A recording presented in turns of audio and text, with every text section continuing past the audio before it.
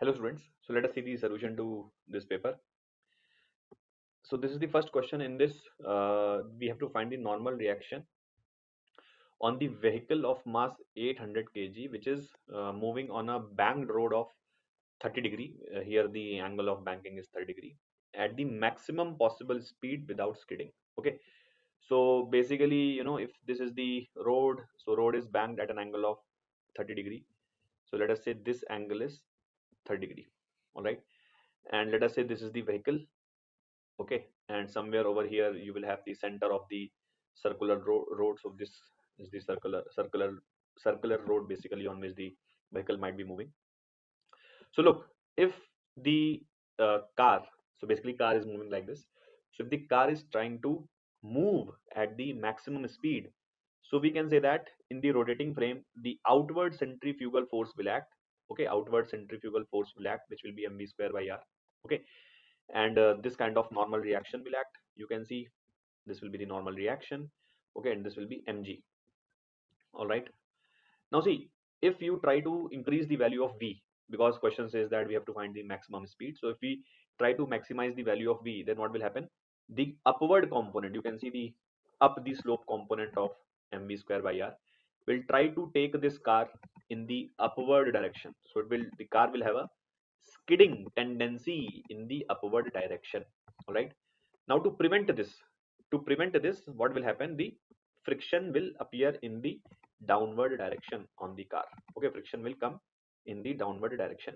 All right, and since we have to maximize the value of v, so we can say that skidding tendency will be also maximum, which means friction will also be maximum, and which is equals to mu times the normal reaction.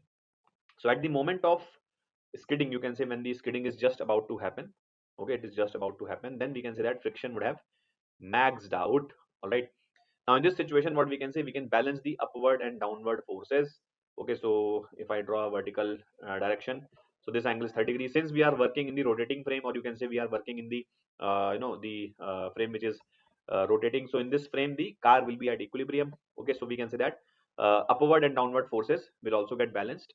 So that means n cos 30. Okay, n cos 30 is the upward force that will be balanced by, so this angle will be 60 degree, you can see. Okay, so friction cos 60 means mu n cos 60. Okay, plus mg, right?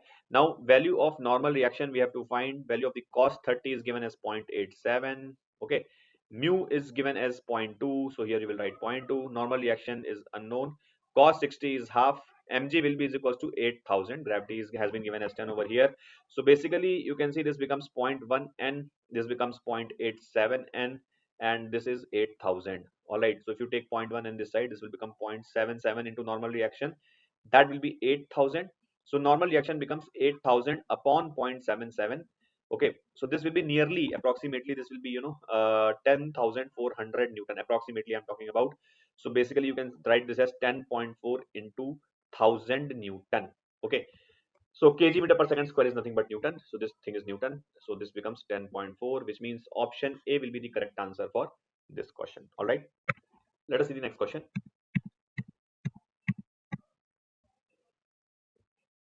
So in the next question, it has been asked that amount of heat needed to raise the temperature of 4 moles of rigid diatomic gas from 0 to 50 degrees Celsius when no work is done. So very easy question. No work is done, that means it's an isochoric process, and in an isochoric process we have to find the amount of heat needed. So for an isochoric process, the heat can be written as NCV delta T. Okay, now here the number of moles is 4. CV for a rigid diatomic gas. Rigid means ki vibrational degrees of freedom will be 0. Diatomic means ki degrees of freedom will be 5. So CV can be written as 5R by 2 because the value of CV is FR by 2. So F will be 5 for a diatomic gas. Okay, and delta T will be 50. Temperature has increased from 0 to 50 degrees Celsius. So here, what is the answer that we are getting? We are getting this as 5 2s are 10, so 500 R. Okay, very easy question. Option D will be the correct answer for this question. All right, let us see the next one. So here what is happening? Imagine that an electron in a hydrogen atom is replaced by a muon. The mass of the muon is 207 times that of electron, and the charge is equals to the charge of the electron. Okay, ionization potential of the hydrogen atom will be. Assume nucleus is at rest. Okay, so here basically what we have to find is that suppose this is a nucleus of the hydrogen atom. Okay, nucleus of the hydrogen atom. So we know basically the nucleus of an hydrogen atom is nothing but the proton. Okay, so let us say that charge on the proton will be equals to magnitude of the charge on the electron because they are equal. Okay, so this is the nucleus. All right, and now here we have some muon particle whose mass is 207 times the mass of the electron. Remember here m represents the mass of the electron. Okay, and muon also has the charge equal to that of electron, which means magnitude wise this will be also E. So here I'm just writing the magnitude of the charge on the electron. We know that it's a negative charge, which so negative nature of the charge will just imply that the force is attractive in nature. So Coulombic force will be attractive in nature. All right, so first thing that we will write here is that the Coulomb attraction will be is equals to K into Q1. Q1 is the charge on the proton into charge on the electron, magnitude wise is E, K Q1 Q2 by R square, where R is the radius of the circular motion. We can say R is the radius of the circular motion. That will be is equals to mv square by R. Okay, mv square. M will be actually 207 m because m is the mass of the electron, I'm assuming. So that means the mass of the muon will be 207 m. Okay, mv square by R. All right. So this is the equation of the centripetal force acting on the muon, which will cause the muon to move in the circular motion. So that will be Ke square is equals to 207 mv square into R. That is the first equation. All right. Now, second equation that we can make here is the angular momentum quantization. So angular momentum quantization says that the angular momentum of the revolving particle, which is the muon here, which is what? Mass into velocity into radius. That means 207 m is the mass of the muon into velocity into radius. This is the angular momentum will be integral multiple of h upon 2 pi e. That means nh upon 2 pi e. This will be the second equation. All right. Now, if you see, if I divide equation 1 upon equation 2, so if I divide equation 1 upon equation 2, in the RHS we will get speed. Okay, RHS will be speed. Okay, so I'm writing B here, and LHS will be what? Ke square upon NH.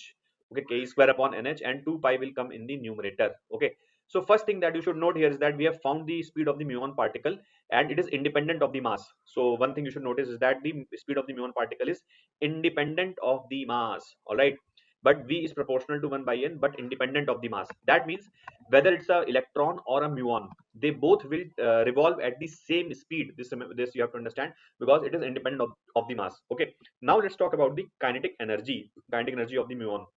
So kinetic energy we know is half into mass of the muon, which is 207 m into V square. Okay, so kinetic energy is half into 207 m into V square. All right, so that means now you must understand that V was independent of the mass. Okay, V does not depend on the mass of the particle, which means that kinetic energy is directly proportional to the mass. Kinetic energy is directly proportional to the mass. So what do we realize? That kinetic energy of the muon, okay, kinetic energy of the muon will be 207 times the kinetic energy of the electron. Yes or no? Because V is independent of the mass, whereas here this mass is present here. So kinetic energy of the muon will be 207 times the kinetic energy of the electron, because for the electron you will not get this factor. All right, now let's talk about the potential energy. So potential energy we know is what? K Q1 Q2 by R. Okay, K Q1 Q2 by R is the value of the potential energy, and for that what we can say is, like, you must understand that V was independent of the mass. Okay, this I have already proved that V is independent of the mass. So if you look at the equation number 2, so from here you can see that radius will be what? nh upon 2 pi into 207 m into V. Okay, so that means radius is inversely proportional to the mass. You can see that radius is inversely proportional to the mass. Okay, so basically V, if I put the value of V here, okay, that, so how much we will get? That will be 2 pi into 207 m into value of V, which is what? Which is Ke square into 2 pi into nh. So that this will become n square h square. This will become n square h square upon 207 m. Okay, and 2 to the 4 pi square, Ke square. So basically in the case of electron you will not get 207 here, but in the case of muon we are getting an extra factor of 207 here. Okay, now how will we write the potential energy? So how will we write the potential energy? So potential energy is K into charge on the proton into charge on the electron, or rather muon, which is also minus E. Okay, divide by R. This is the potential energy. Okay, so basically if you put the value of R here, if you put the value of R here, this whole expression if you put here, so you must understand that If it was electron, then this 207 will not appear. Yes or no? This 207 will not appear. But since it is a muon, so you will get an extra 207 as compared to electron. So that means we can say that potential energy of the muon is also 207 times the potential energy of the electron. Okay, so that means both kinetic energy and potential energy are 207 times the potential energy of the, sorry, both kinetic energy and potential energy are 207 times the that of electron. For the muon, it is 207 times that of electron. So that means we can say that total energy, which is the sum of kinetic plus potential, that will also be the 207 times. That means energy of the muon will be is equals to 207 times the energy of the electron. All right. So what does this mean? If you remember, for the hydrogen atom, if I talk about, so energy of the nth shell, how do you write the energy of the nth shell? That is minus 13.6 into z square by n square, and for the hydrogen atom z is 1. This value becomes minus 13.6 upon n square for the hydrogen atom. Okay, this is true for the electron. This is true for the electron. So if we have to write for the muon, this value you can put here. Okay, that means this will become 207 times minus 13.6 by n square. This is the energy of the muon particle, okay, in the nth shell. So effectively the value of the energy has become 207 times that of the electron value. Okay, now the question was the ionization potential. So ionization potential basically means that you have to ionize the atom. That means the muon should go from n equals to 1 till n equals to infinity. Okay, so if I find the energy of the first state, okay, if I find the energy of the first state, I will put n equals to 1 here. That means 207 into minus 13.6 electron volt. Okay, this is the energy of the first state. And what is the energy of the infinity state? That means the muon has been ionized. Basically, muon has gone to infinity. So if I put n equals to infinity, so this will become 0. So we can say that energy, like, how much energy is required? How much energy is required? So energy required, delta E, basically will be E infinity minus E1. Okay. So if you do that, this value will become 0 minus this value. Hence, this will be 207 into 13.6. Okay, electron volt. This is the ionization energy. So if you check, this value will be 2815.2 volts. Okay, you can do the calculation. This will be 2815.2 volts. Sorry, electron volts.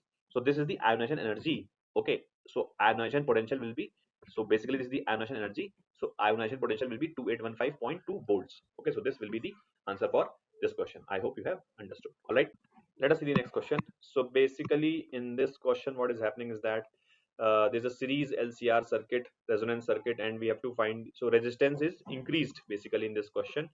So we have to find what will happen to quality factor, resonance frequency, bandwidth, and all. So see, very easy question. What is quality factor? So quality factor is omega resonance into L by R. This is the value of the quality factor. Now see, omega resonance is nothing but 1 by root LC. This is the value of omega resonance. Okay, omega resonance is 1 by root LC, and this into L by R. Okay, so look, we are not changing inductance, we are not changing capacitance. If resistance is increased, then definitely quality factor will go down. So option A becomes wrong. Okay, resonance frequency, it is not dependent on resistance only. So resonance frequency is independent of resistance, so nothing will happen to it. Bandwidth, what is bandwidth? Bandwidth is nothing but R by L, resistance upon inductance. So if you increase the resistance, then definitely bandwidth will increase. So which is option C is right. Quality factor and resonance frequency will remain constant. This is also wrong, because quality factor will decrease. Okay, so that is why option C is correct. Very easy question. Let us see the next one. In the next question, what is happening is that there is a loop of irregular shape and it is present in an external magnetic field. So we have to find the effect of the magnetic field on the loop. So basically, let us say this is some random kind of a loop. Okay, and it is carrying some current. Okay, so let us say, this kind of current, assume some direction of current. So let's say, it is carrying the current in the clockwise direction. Okay, now what happens? So it is having some magnetic field. So let us say the magnetic field is going in the screen. Okay, and the value of the magnetic field is B. Okay, now what will this magnetic field do? So if you recall, on any small element, let us say this is a small element. Okay, so the direction of the magnetic field is going in the screen, we are assuming. So what will be direction of the force dF? So if you remember, dF on any small element can be written as I into dl cross B. Okay, I into dl cross B.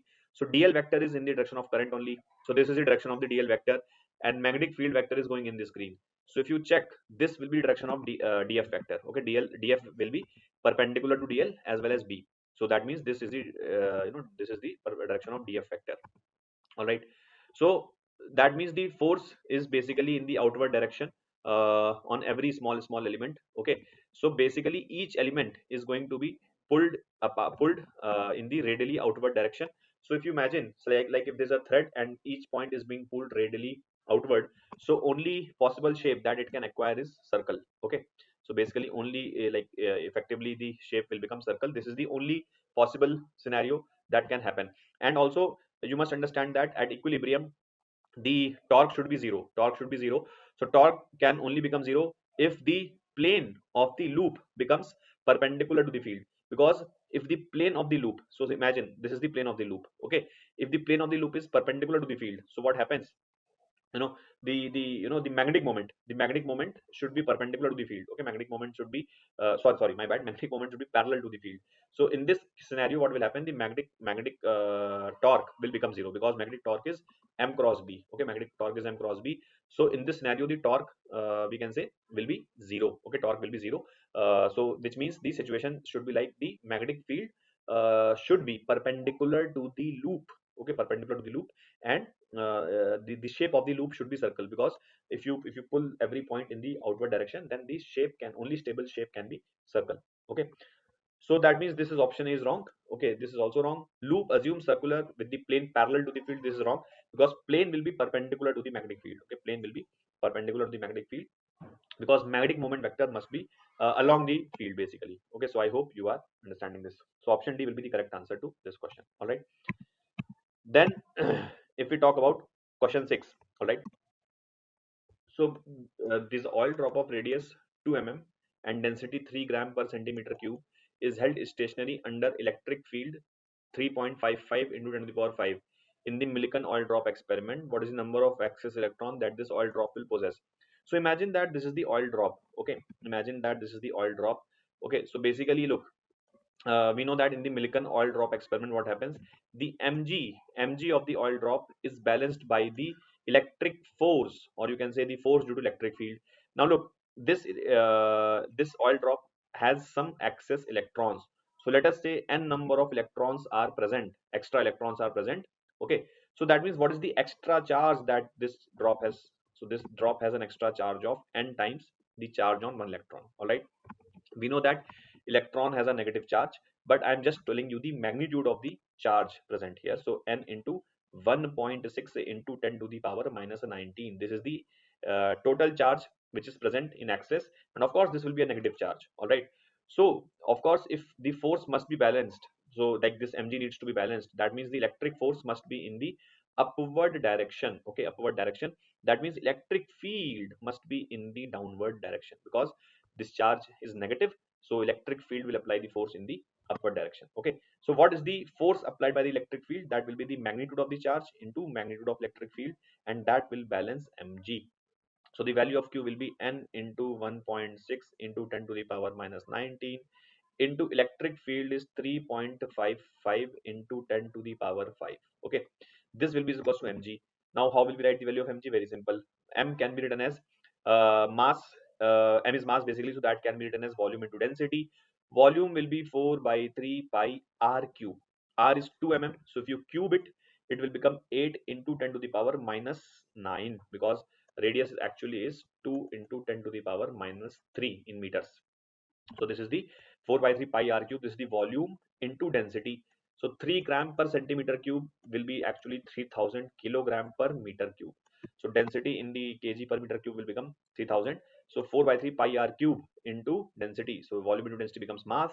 Mass into gravity. This becomes the value of mg. So from here now you can do the calculations. So if you do the calculations, the value of n will be 1.73 into 10 to the power 10. You can do the calculations. Option C you will get. All right,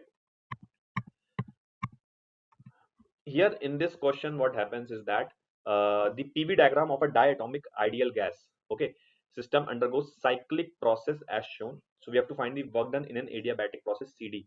So if you look at this CD, which is an adiabatic process, they have also given you the ratio of Cp by Cv. So at the point C, the volume is 4 meter cube, okay, and the pressure is 100. At the point D, the volume is 3 meter cube and the pressure is 200. Okay, now try to recall that work done in an adiabatic process. Okay, work done in an adiabatic process is given by P1 V1 minus P2 V2 upon gamma minus 1. This is the work done in an adiabatic process. All right. Now see, the idea here is that P1 is the initial pressure. So initial pressure actually will become pressure at C. B1 is the initial volume, which will become volume at C. P2 is the final pressure, which will become pressure at D. Okay, because we are going from C till D. And V2 will be simply Vd upon gamma minus 1. So gamma is 1.4 minus 1. Now just put the values here. PC is how much? PC is 100. Okay, BC is 4. Okay, PD is 200 and VD is 3. Okay, volume at D is 3 upon 1.4 minus 1 will be 0.4. So this becomes 400 minus 600, that means minus 200. Okay, divide by 0.4, which means this will become minus 500 joules. Okay, so option D will be the correct answer for this question. Very, very straightforward question. This is in this question, what happens is that, just a second. Yeah. So basically in this question, if you see the plane EM wave of frequency 100 megahertz is traveling in vacuum along the x direction at a particular point in the space, the frequency, the value of the magnetic field is given, which is along the k cap, and we have to find the direction of electric field. So first of all, understand that wave is moving along the x direction and magnetic field is along the k cap direction. So recall that electric field must be perpendicular to the both direction of propagation as well as direction of magnetic field. That means electric field cannot be along k cap, which makes option A wrong. Option D is also wrong. That means electric field has to be along the j cap only. Okay, so let me draw the axis and show you. So suppose this is the value of what? Let's say x-axis. Let's say this is the y-axis. Okay, and let's say this is the z-axis. All right. So if the wave was moving along the x direction, that means this is the direction of propagation of wave. Okay. So C cap is along this direction. Magnetic field is along this direction. So magnetic field is coming towards us. Okay. So remember that E cross B should give you direction of propagation of wave. Electric field cross magnetic field should give you direction of propagation of wave. So clearly electric field should be along y direction. Okay. That means E cross B, if you do E cross B, then you will get C cap, which is the direction of propagation of wave. That means electric field must be along J cap. Now, next point is that also recall that the value of E by B gives you the speed of light, which means E is nothing but BC. All right. So B value is given as 2 into 10 to the power minus 8. Speed of light we know is 3 into 10 to the power 8. That means the electric field will become 6 J cap. So option C will be the correct answer for this question. All right. So that was this question. Let us talk about the next one. Here what is happening, there's a conducting wire frame which is placed in a magnetic field, and magnetic field is directed in the paper. So magnetic field is going in the paper and increasing at a constant rate. That means magnetic field is going inside the screen and increasing. Okay, direction of induced current we have to find in AB and CD. Okay, now look at this triangle. Now this is a bigger triangle, definitely. Okay, so first of all, try to recall that the polarity, Lenz's law tells us that the polarity, or you can say the battery, will be induced, EMF will be induced such so that in any loop the EMF will be induced so that it opposes the change in the flux. Okay, it opposes the change in the flux. So if you look at the bigger triangle, so inward flux is increasing because inside going magnetic field is increasing. So inward going flux is increasing in this bigger triangle. Yes or no? Right.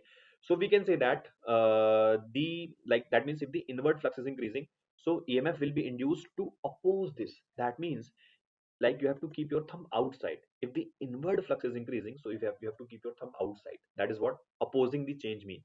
So keep your thumb outside and now see the curling sense of your fingers. Okay, that means it is anti-clockwise. So in the bigger triangle, what will happen? This type of EMF will be induced. Okay, this type of EMF basically. All right. And what will be the value of this EMF? Let me call this as E2. So value of E2 will be what? The rate of change of magnetic field into the area of this bigger triangle. Okay, so let me call this point as O for the time being.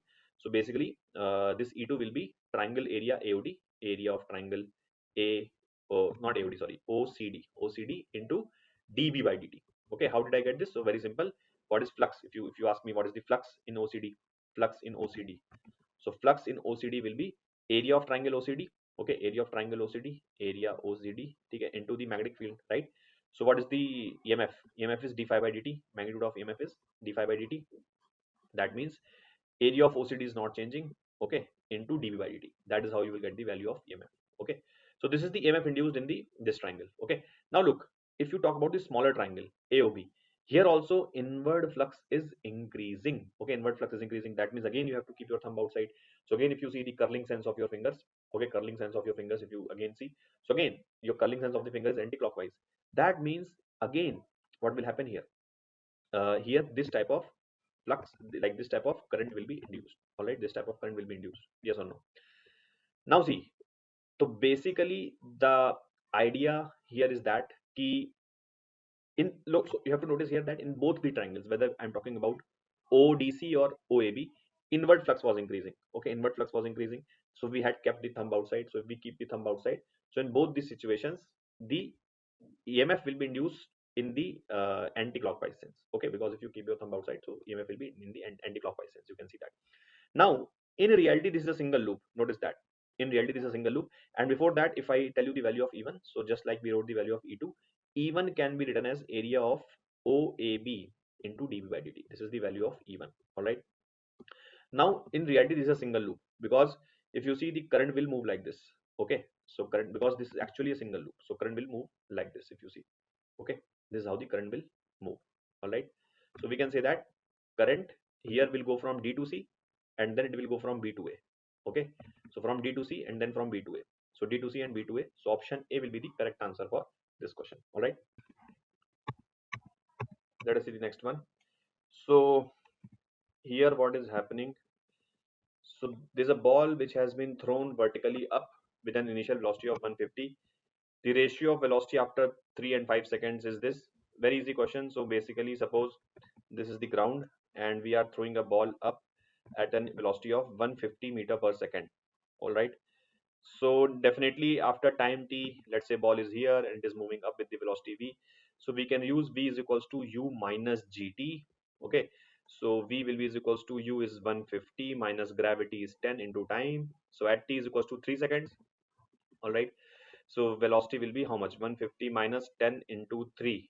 Okay, so that means this will become 120. And at t is equals to 5 seconds, velocity will be 150 minus 10 into 5. That means this will become 100. So the ratio they are saying is x plus 1 by x. So x plus 1 by x is nothing but 120 upon 100. That means 6 by 5, which means if we cross multiply, so 5x plus 5 will be is equals to 6x. So that means x becomes 5. Okay, very, very straightforward question. Let us see the next one. Here what happens is that there are two satellites A and B which move around the earth in the same orbit. The mass of A is twice the mass of B. The quantity which will remain the same for two satellites. So imagine that this is a satellite, sorry, this is the earth. Imagine, okay, let's say the earth has a mass of capital M, and let us say this is the orbit. Okay, this is the orbit in which two satellites are moving. Okay, let's say that the radius of the orbit is x, and one of the satellite has mass is small m, and the other satellite, let us say, has a mass 2m. All right, now if you know what is the potential energy, so potential energy is minus into g into mass of the planet, which is earth, into mass of the satellite divided by radius of the orbit. So look, potential energy also depends on the mass of the satellite. So definitely it cannot be same for both because mass of the satellites are different. Total energy, what is the total energy? So total energy is half of the potential energy. That means it is minus of g into m by 2x. Again, it cannot be same reason because energy is dependent on the mass. Kinetic energy is what? So kinetic energy is half into g into m by x. So basically it is negative of the total energy. So like basically this will become gmm by 2x. And again you can see kinetic energy is also dependent on the mass of the satellite. The speed basically is, which is the orbital speed, which is called orbital speed. So orbital speed is nothing but root of gm by x. Okay, now this is the mass of the planet, not the satellite. So you can see orbital speed is independent of the mass of the satellite, which is why it will be equal for both of the satellites. It just depends on the radius of the orbit and mass of the planet. Okay, and the universal constant. Let's talk about the question 12 here. Question 12 says that the block of mass m is suspended in a light thread from an elevator. Okay, and this elevator is accelerating up at the value of a. All right. So work done during by thread in t seconds. Okay, starting from rest in the reference frame fixed to the elevator. So for example, suppose this is a block. Okay, and this elevator is moving up. Okay, So here some tension will be there. But the question is to find the work done in the frame fixed to the elevator. Now you must understand that in the frame fixed to the elevator, the displacement of the block will be zero. For this observer who is standing inside the elevator, the displacement of the block is zero. Okay, that means work done, which you will write tension dot displacement. In the frame of the elevator, this S vector will be zero, which is why work done will be zero. This observer will not see any displacement of the block. So no matter what is the value of the tension, the value of displacement is zero, which is why the work done will also be zero. Okay. Then let us see this question. A light inextensible string has a breaking strength of W newtons. With what maximum acceleration it can pull a block of weight W by 8 newtons vertically upward. So basically the question is saying that suppose here there is a block. Okay. So its weight is W by 8. So if I ask you the mass of this block, so you will say that mg is actually W by 8. All right. W by 8 is the weight of this block. That means mass of this block is m. So mg will be W by 8. That means m is W by 8g. This is the mass of this block. All right. Now question is that ki bhai, suppose this whole setup is being pulled upward with some acceleration a, and here will be some tension in this. So if you understand, if you're pulling this upward and top end at the acceleration a, so the block will also move up with the same acceleration, right? But the question is that this maximum tension can only be W. Okay, so what will be the maximum value of A, right? Now if you see on this block, the tension is acting up, okay, and the mg is acting down. All right, so T minus mg will be is equals to m into A. Okay, so if you want to maximize A, then tension should also be maximum, and in the question the maximum value of tension can be W. So here if I maximize the tension, then that will be W. Value of mg is W by 8, and that will be equals to ma. M is W by 8g, m is W by 8g. Okay, so that will be A. So from here you can see that what are we going to get. So this W will get cancelled. So in the LHS we will get 7 by 8 is equals to A by 8g. So that means A will be is equals to 7 times gravity. Okay, so option B will be the correct answer for this question. All right,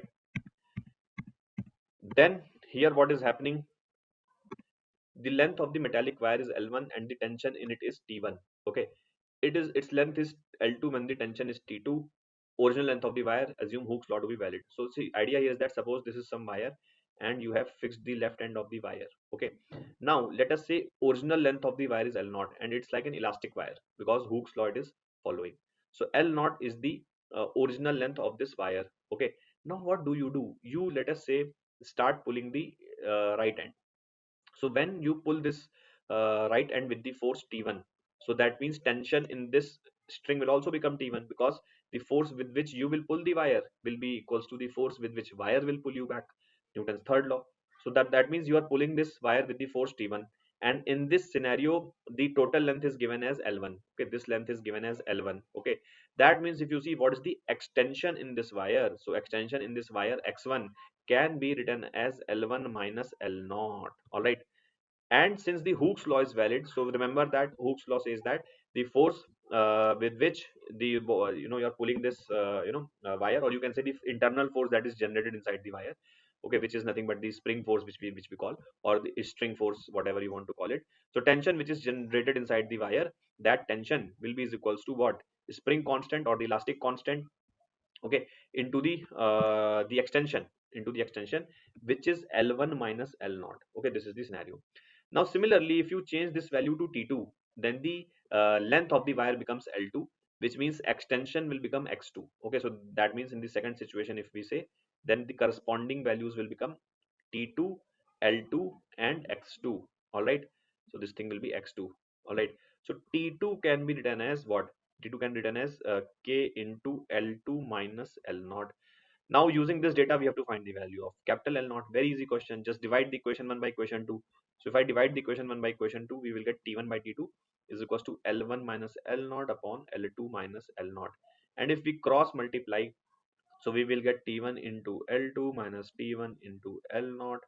That will be is equals to T2 into L1 minus T2 into L0. All right. So if we see, if we bring this on the LHS and if we bring this in the RHS, so we will get T1 into L2 minus T2 into L1. That will be is equals to L0 into T1 minus T2. That means L0 becomes T1 L2 minus T2 L1 divided by T1 minus T2. Okay. So I think this, if you multiply with the minus numerator and denominator, then option A will match. If you multiply with the minus, this will become T2 L1 minus T1 L2 upon T2 minus T1. So option A will be match perfectly. All right. Let us see this question here. Here, what is happening? There are two spherical soap bubbles R1 and R2 in vacuum, and they combine under isothermal conditions. So resulting bubble has a radius equal to. So what is happening here? Suppose this is a bubble of radius R1. Okay, this is in the vacuum, and suppose this is a bubble of radius R2, which is also in the vacuum, and they combine to give you another bubble of, let us say, radius R. Okay, so we have to find this value of R. So look, the question itself says that the conditions are isothermal. Okay, so let us say here the temperature was T. So here also it is T, and the resulting bubble will also have the temperature T. All right. Now see, here the pressure is zero because this is in the vacuum. So outside pressure is zero everywhere. So remember excess pressure concept. Inside the bubble, there will be an excess pressure of 4 into surface tension upon radius. So let us say surface tension is S. Okay. So that means here the pressure will be 4 into surface tension upon radius. Here pressure will be 4 into surface tension upon radius. Okay. And here let us say the pressure is P is equals to 4 into surface tension upon radius. All right. Now if I conserve the moles, so what I can say is that total moles present in the bubble 1, okay, which is N1, and total moles present in the bubble 2 will now be present here. Okay, will now be present here. So basically conservation of moles. So we can say that N1 number of moles if it was present in the bubble 1, and N2 number of moles if it was present in the bubble 2 will be present in the final bubble. Okay, so now what we can do, we can just write the equation. So what is the value of N1? So N1 is, using the ideal gas equation, pressure into volume upon R into T. So P1 into V1 upon R into T.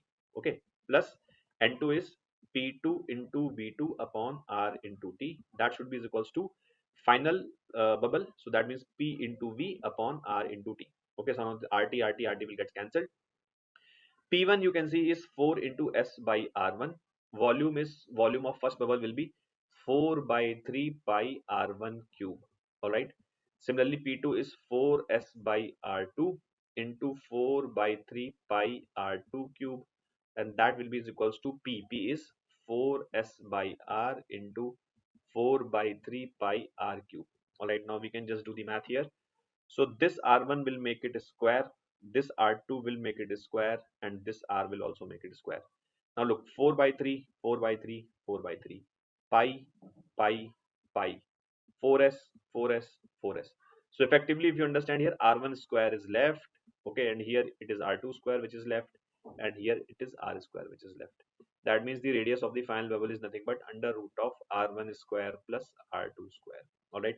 So option C will be the correct answer for this question. Okay. Then here what is happening here, see, there's a charge q which is fixed at each point x0, 3x0, 5x0 up till infinity, and minus q is fixed at the point 2x0, 4x0, 6x0 up till infinity. Here x0 is a positive constant. Take the electric potential of the charge q at a distance r to be kq by r. So they have told you the formula of potential. Then the potential at the origin due to the above system of charges. Okay, so what is happening here is that, suppose this is the x-axis. Okay, wait, let me draw the x-axis. So basically this is the x-axis, let us say. Okay, now imagine that this is the origin. Okay, so this is the point x naught, this is the point 2x naught, this is the point 3x naught, this is the point 4x naught, this is the point 5x naught, 6x naught, like this. All right. Now if you look at every odd coordinate like 1x naught, 3x naught, 5x naught, we have a positive charge q. That means here it's a positive charge, positive charge, positive charge, like this. And every even coordinate 2, 4, 6, you have a negative charge, so minus q, minus q, minus q. Okay, and for this scenario we have to find the total potential at the origin. So very simple question, what will be the potential at the origin? So let's first write due to the positive charges. So due to the positive charges, for this charge that will be kq by x naught. All right. Then for this charge it will be kq by 3x naught. All right. Then for this charge that will be kq by 5x naught. All right. So this type of series will be for the positive charge, and for the negative charge, if you see, that will be k of minus q by 2x naught. All right. Then for this it will be k of minus q by 4x naught. All right. Then for this it will be k of minus q by 6x naught. All right. So this situation will keep on going. Okay. Now if you see, if I take kq by x naught common from the entire situation, so here 1 will be left. Okay, now look, I'm writing for this first, so here minus half will be left. Look, so 1 minus half. Then here look, 1 by 3 is left, right? Here look, minus 1 by 4 is left, correct? Here 1 by 5 is left, correct? Here minus 1 by 6 is left. So you might have understood the pattern. So basically 1 minus half plus 1 by 3 minus 1 by 4 plus 1 by 5 minus 1 by 6, this kind of pattern will be there. And this is nothing but the expansion of ln2. Okay, this you might have been taught in mathematics. This is the expansion of ln2. Okay, so basically this you get using ln of 1 plus x expansion. So basically, ln of 1 plus x basically is x minus x square by 2 factorial, like this. So basically if you put x as 1, then you will get this as 1 minus 1 by half plus 1 by 3. This kind of thing will be there. So the idea here is that 1 minus half plus 1 by 3, this is nothing but ln2, which is what you can write over here. Okay, so the answer will be, now value of k is what, 1 upon 4 pi epsilon naught. So the answer will be q ln2 upon 4 pi epsilon naught into x naught. Okay, that means option D will be the correct answer for this question. Okay, so I hope you would have understood. So in this question, basically what happens is that the point A moves from N to A. So it is performing, UCM, okay, of radius 0.36 meters, and it covers 30 degree in 0.1 seconds. So it moves from N to A, which is 30 degree in 0.1 seconds. The projection of A on the diameter of the circle performs simple harmonic motion. So you must have been taught this topic in the phasors in the SHM. So when A performs UCM on the circle, the projection of A on the circle performs SHM. So point P is going to perform SHM. P is the projection of A on the diameter of the circle. All right. Question is to find the restoring force per unit mass. Now in the SHM, if you recall, restoring force is minus K into X. Okay. And this value you have to find per unit mass. That means we have to find minus Kx by M. And this value we have to calculate when P reaches M. That means point P is at its negative extreme. O is the equilibrium position. So point P reaches negative extreme. So at negative extreme, X becomes minus A. That means the value of F by M will become minus K into minus A upon M. So which becomes Ka by M. Now in SHM, K can be written as M omega square into A upon M, which means this is omega square A. All right. Now recall, the point A has moved from N to A. So if the angular velocity of the A is omega, so omega into time can be written as angle rotated, okay, which is pi by 6. So from here we get omega as 10 pi by 6, which is 5 pi by 3. Now this is the angular velocity of A, which also becomes the angular frequency of P, because in the phasors you might have been taught this key angular velocity of the UCM becomes the angular frequency of the SHM particle. So this 5 pi by 3 we can put over here. So this will become 25 pi square by 9 into the amplitude, which is radius of the circle, 0.36. So this becomes 9 into 0.04. 25 into 0.04 becomes 1. That means this value becomes pi square, and which will be 9.87 Newton per kilogram. All right. Let us see the next question here. Which of the nuclear reactions is possible? So look, in the first reaction, if you see 23 plus 1, so mass number is 24. Here also it is 20 plus 4 is 24. 11 plus 1, which is the mass number, also represents the number of nucleons, and atomic number represents the total charge. So 11 plus 1 is 12. Here also 10 plus 2 is 12. So total charge and the number of nucleons are balanced, which is why this reaction is correct. Here if you see 5 plus 2 is 7, but here we get 7 plus 1 8. So total charge is not conserved, which means the atomic number is not conserved on both the sides, which is why this reaction is not possible. Here if you see, here they are showing you anti-neutrino. It is a chargeless massless particle. Okay, I mean mass is almost negligible, very less mass. And the here they are showing you beta particle. So with anti-neutrino, generally speaking, we get negative beta particle, which means electron. So if you now see this reaction, so here you can see the number of the charge is 5 plus 0, which is the atomic number is 5 total, and here you get this value as 4. This has 0, so this is the value 4, which is why this will become again unbalanced. Similarly here again same logic, so here it is -1, so this becomes 5, whereas this becomes 8. So again this is not balanced, so which is why option A is the correct option. Okay, in this question what happens is that here the top surface has been maintained at theta 2, the bottom surface has been maintained at theta 1, and we have to find the junction temperature theta. the thermal resistance of the upper slab is R2 and the thermal resistance of the top this slab is R1. Now I'll make some assumption whether theta 2 more than theta 1 or theta 1 more than theta 2. You can make any assumption. So let's just make assumption theta 2 is more than theta 1. So in this scenario, the heat will flow from the higher temperature to the lower temperature. Okay, so whatever heat starts from theta 2, it will go till theta 1. Okay, that means we can say that whatever heat is flowing from theta 2 till theta, that means this heat will also be equals to the same heat flowing from theta till theta 1. Okay, which means that if I ask you what is the heat flowing in the slab 1, so you will say temperature difference upon thermal resistance, just like Ohm's law. So temperature difference is theta 2 minus theta. Okay, theta 2 minus theta upon R2. This is the temperature difference upon resistance will be the heat current in the first slab. And what is the heat current in the second slab? Temperature difference, which is theta minus theta 1 upon R1. Okay, now we can do the cross multiplication here. So you will get theta 2 into R1 minus theta into R1. That will be theta into R2 minus theta 1 into R2. So from here you can see if you bring this side and if you bring this side, so you will get theta 2 R1 plus theta 1 R2. That will be equal to theta times R1 plus R2. So value of theta comes out to be theta 2 R1 plus theta 1 R2 upon R1 plus R2. Okay, that means option B will be the correct answer for this question. Here what is happening, there is a refractive index of converging lens is 1.4. What will be its focal length if it is placed in the medium of same refractive index? So logically also we can understand that the focal length will be infinite, because if this is of refractive index 1.4 and medium is also 1.4, so any set of parallel ray, so for example if you assume any set of parallel ray, so here there will be no medium change. It will not encounter any medium change, so this will continue moving in the same direction without any bending. That means they will meet at infinity. Okay, they any set of parallel rays, whatever wherever they come, they will just meet at infinity, which is why focal length will be infinity. Focal length is defined like that only key any parallel set of rays after crossing the optical system, wherever they meet, that will be called as focal length. But you can also solve this question mathematically using lens maker law, lens maker formula. 1 upon f is mu of lens upon mu of medium minus 1 into 1 by r1 minus 1 by r2. Now since in this question mu l and mu m has become equal for this question, so that means this value will become 1, and that means this is 1 and 1 minus 1 will be 0. That means 1 by f has become 0, which means f is tending to infinity.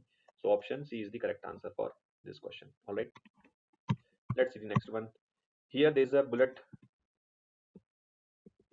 Here there's a bullet of mass 0.1 kg which is fired on the wooden block to pierce through it, but it stops after moving a distance 50 centimeter. If the velocity of the bullet before hitting the wood is 10, it slows down with uniform deceleration. What is the magnitude of the retarding force? Very procedural question. Suppose this is the wooden block, okay, and there's a bullet which enters this at a speed of 10 meter per second. Okay, 10 meter per second, and after moving through, let us say 50 centimeters, so let us say somewhere till here, let us say this distance is 0.5 meters. Okay, here the bullet stops, so here velocity becomes 0. All right, that means from here till here it is experiencing a retarding acceleration, or you can say retardation. So we can use v square is equals to u square plus twice as. Okay, v has become 0. Initial velocity when it enters is 10 square. Okay, acceleration is negative because it is in the backward direction, so I'll write this as minus a into displacement is 0.5. So from here we get 100 is equals to a. Okay, so the value of retardation comes out to be 100 meter per second square. We were asked the retarding force, so retarding force will be mass into retardation. Mass is 0.1 into acceleration or retardation is 100. That means retarding force will be equals to 10. All right, here if you see there's a ball of mass 10 kg which is moving at the velocity 10 root 3 meter per second along the x-axis, and it hits another ball of 20 kg. After the collision, the first ball comes to rest while the second ball disintegrates into two equal pieces. One piece starts moving along the y-axis and the speed with the speed of 10. The second piece starts moving at an angle of 30 with respect to the x-axis.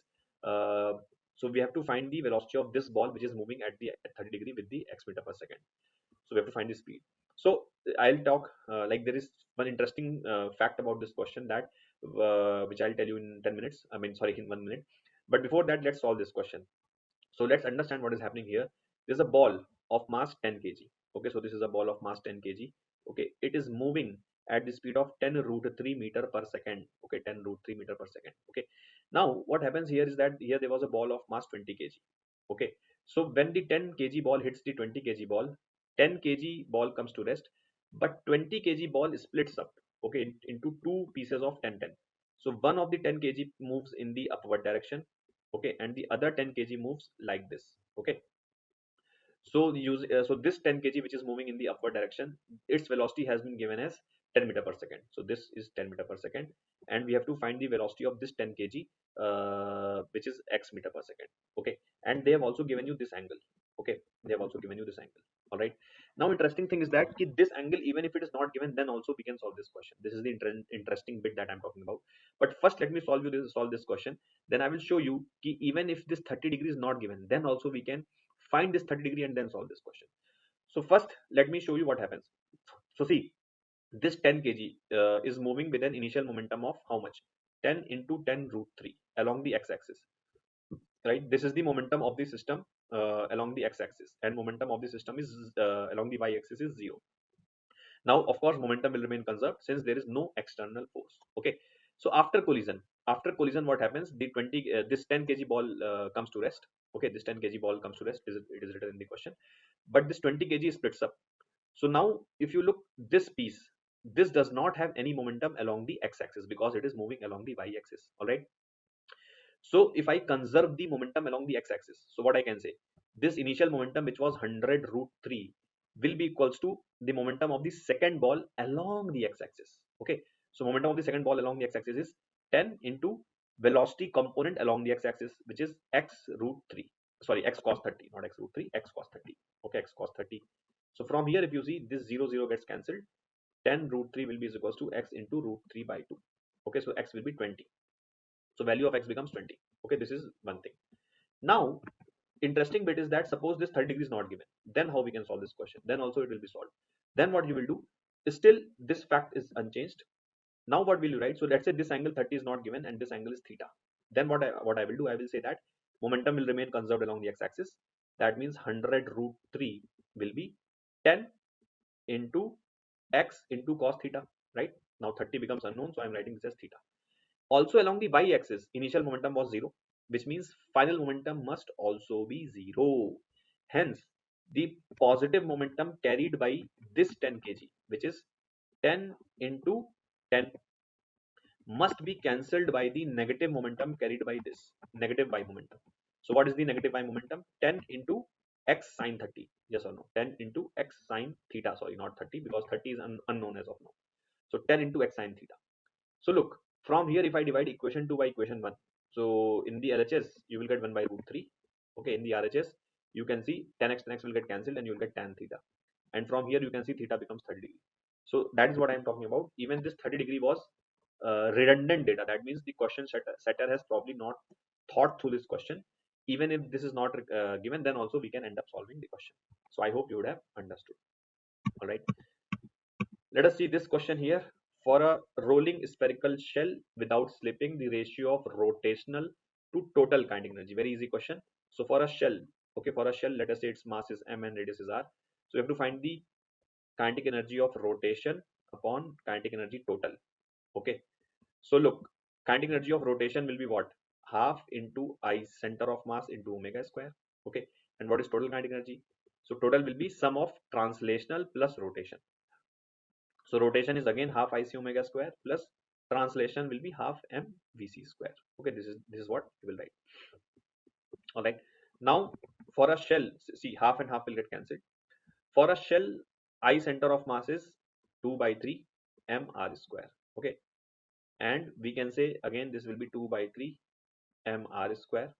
Okay, since it is rolling without slipping, so vc can be written as r omega. So vc square will become r square omega square. All right. Now from here you can see that r square omega square, r square omega square, r square omega square, m m m. So this becomes 2 by 3 upon 2 by 3 plus 1 is how much? 5 by 3. That means this becomes 2 by 5. Okay, that means x becomes 2. All right. The equivalent resistance of series combination of two resistors is S. When they are connected in parallel, their equivalent resistance is P. If S equals to NP, then find the minimum value of N. So look, suppose we have got two resistors R1 and R2. Okay. Now S is equals to R1 plus R2 because S is the series combination, and parallel combination will be R1 R2 divided by R1 plus R2. All right. Question is saying that S is equals to NP. That means N is equals to S by P, and we have to find the minimum value of N. So what is the value of S by P, which is N? So N will be S by P. S is R1 plus R2 divided by R1 R2 divided by R1 plus R2. So this will go in the numerator and it will be squared. So N becomes what? R1 plus R2 whole square upon R1 R2. Now if you open this, so this becomes R1 square plus R2 square plus 2 R1 R2 divided by R1 R2, right? So if you look, this becomes R1 by R2 plus this becomes R2 by R1 plus 2. And we have to find the minimum value of this N. Okay. Now from here you have got many ways. You can use quadratic, you can use calculus, you can use APGP, AMGM. So see what I'll use AMGM. Look at this expression. Look at this expression. Okay. So R1 by R2 plus R2 by R1. So remember AM is always greater than equals to GM. So if I apply AM is always greater than equals to GM, okay, on these two are positive numbers. So this plus this upon 2 will always be greater than equal to under root of R1 by R2 into R2 by R1. Yes or no? So I have applied AM is always greater than equals to GM. All right.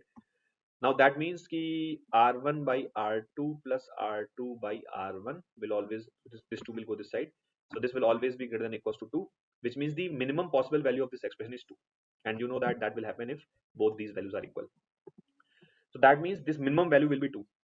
And that means what is the minimum value of N? So minimum value of N will be this value minimum plus 2 is a constant. So that means 2 plus 2.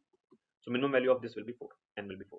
Okay, this is one of the ways. You could have used calculus also. You could have used quadratic. There are many ways. So I hope you would have understood. All right. Just a second. In this question, we have got 4 identical plates, each of length 2, breadth 3 by 2, and they are arranged as shown. We have to find the equivalent capacitance between A and C. Okay, so let's assume that plate C has some potential 0. You can assume 0 potential anywhere. And let's say plate A has potential some, let's say V.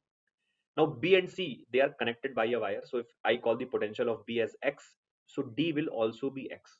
So because they are connected by a wire, so B and D will have equal potential.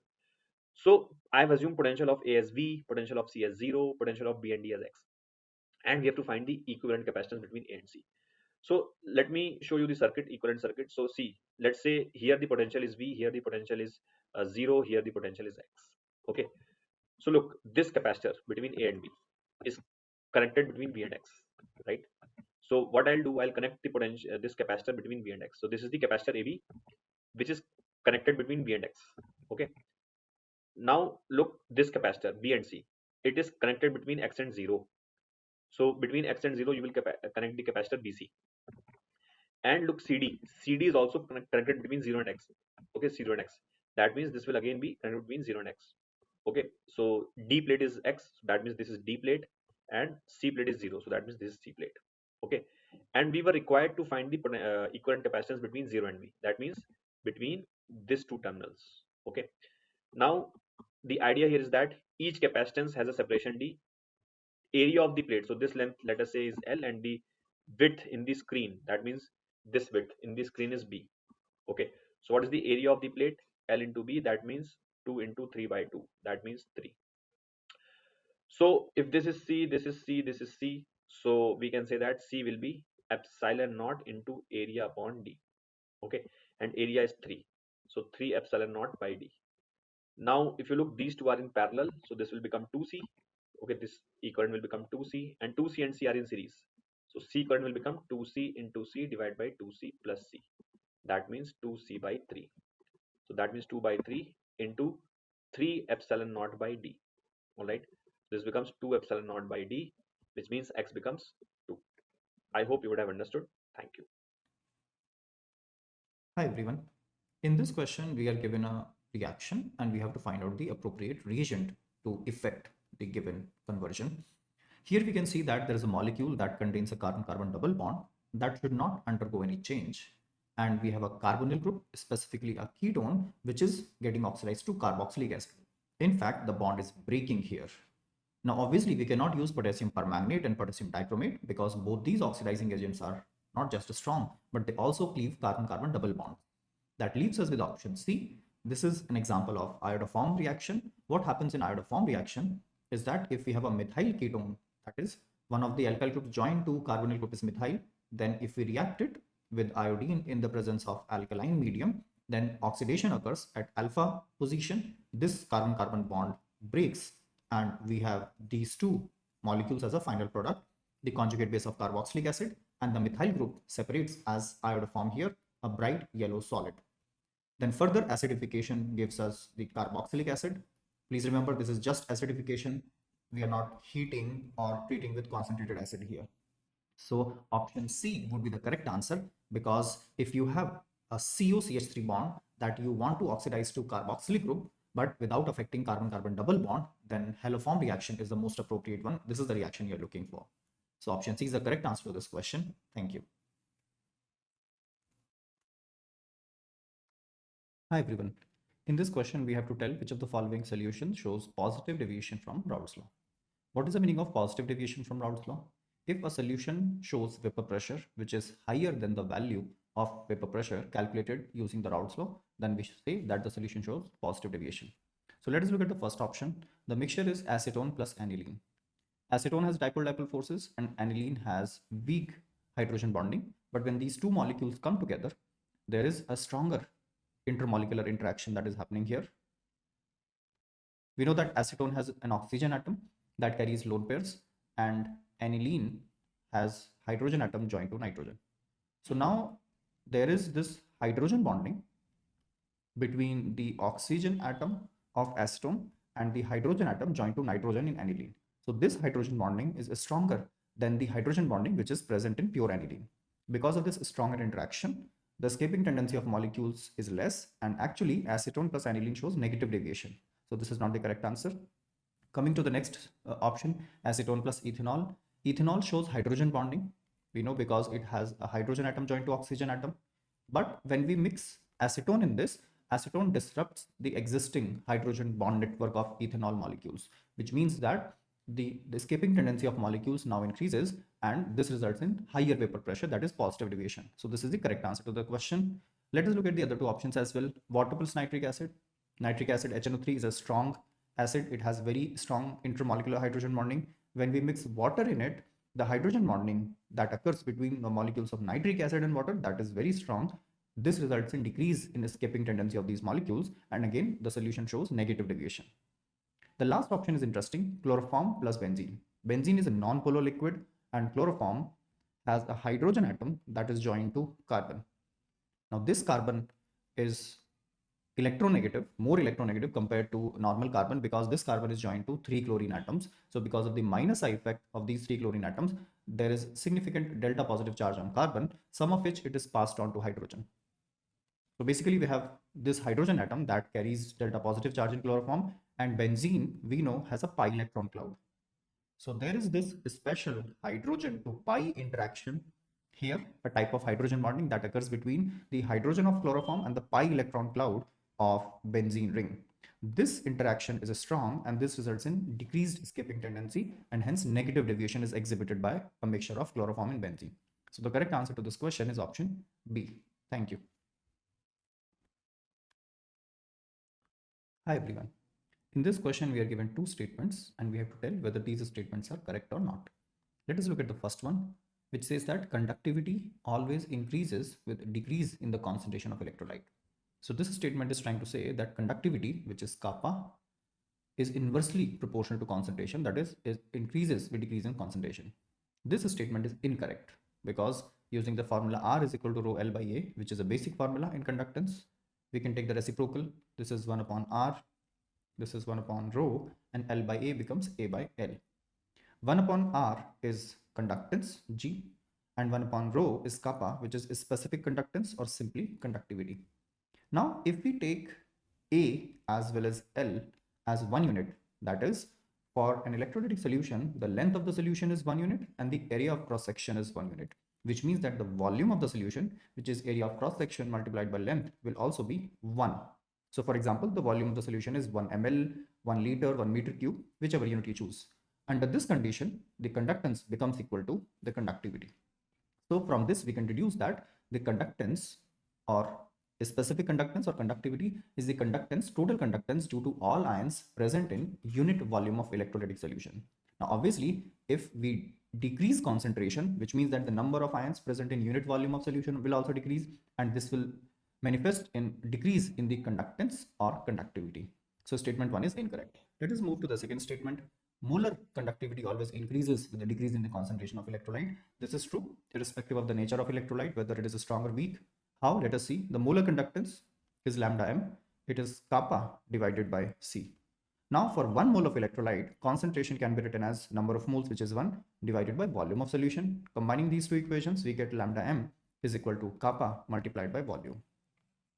So as we decrease the concentration of an electrolyte, the volume increases because dilution is done by adding solvent, volume increases. Now at the same time, kappa also decreases, right? Volume increases, but kappa decreases. But the increase in volume is more than the decrease in kappa. So overall, there is increase in the molar conductance of the electrolyte. Physically, this can be interpreted as we dilute a solution, the distance between the positive and negative ions of an electrolyte increases, and because of this increased distance between positive and negative ion, the mobility of these ions increases. That is, now they're able to carry more current, so the molar conductance increases. So statement 2 is correct. So S1 is wrong and S2 is correct. Option B is the right answer to this question. Thank you. Hi everyone. In this question, we are given a reaction. There is reagent X and we have to find out which of the following options is incorrect with respect to the reagent and the complexes. It is given that in both the complexes, cobalt has the same electronic configuration of D6. If cobalt has 6 electrons in its 3d subshell, which means that oxidation state of cobalt is +3, because otherwise the ground state electronic configuration of cobalt is 3d7 4s2. So 3 electrons are lost, which means cobalt is in +3 oxidation state. So sulfate already has a charge of -2. Here, let us assume that the oxidation state of O2 is, let's say, X, and water is a neutral ligand. So let us see the oxidation state on O2 be X. So for the first complex, it is 2X, plus there are 2 cobalt, so 2 multiplied by 3, plus there are 2 sulfate ions, so 2 multiplied by -2.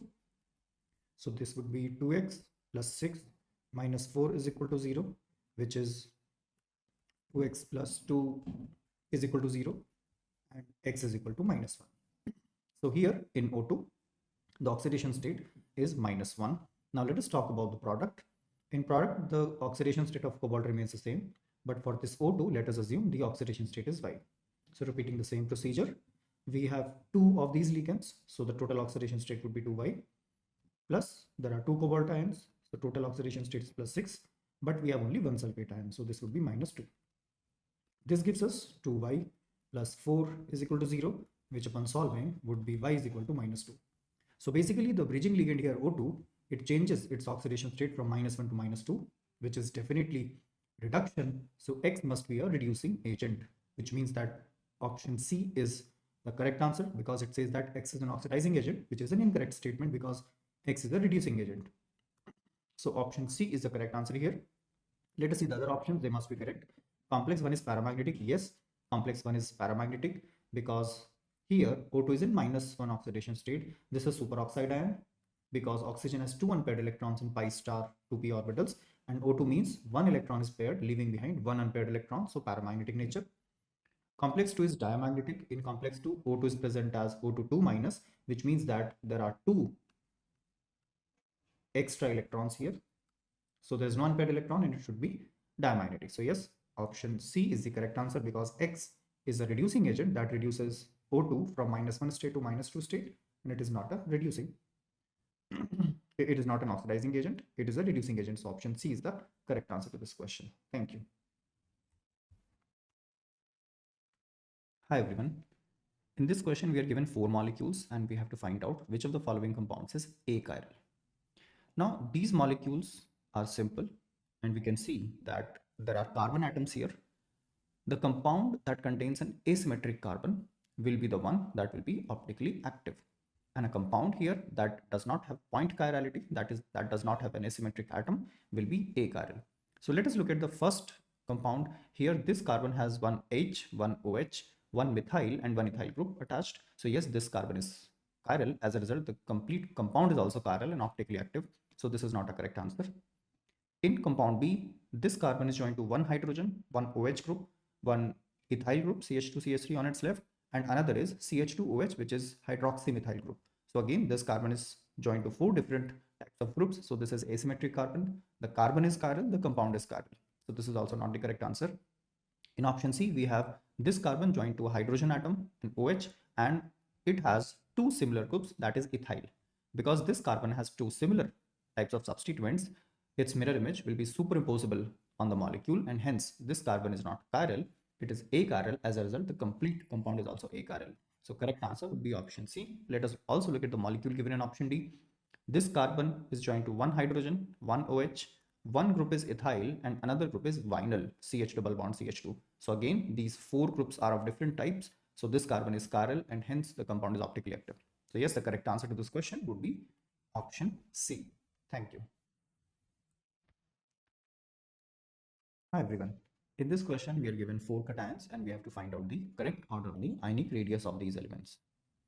The elements given are lanthanum, cerium, gadolinium and scandium. So let us try to find the position of these elements in the periodic table. Scandium belongs here in third group in 3D series. Then we have lanthanum here. And the remaining two elements, cerium and gadolinium, they belong to the lanthanoid series, where cerium is the first element and in the middle we have gadolinium with an atomic number of 64.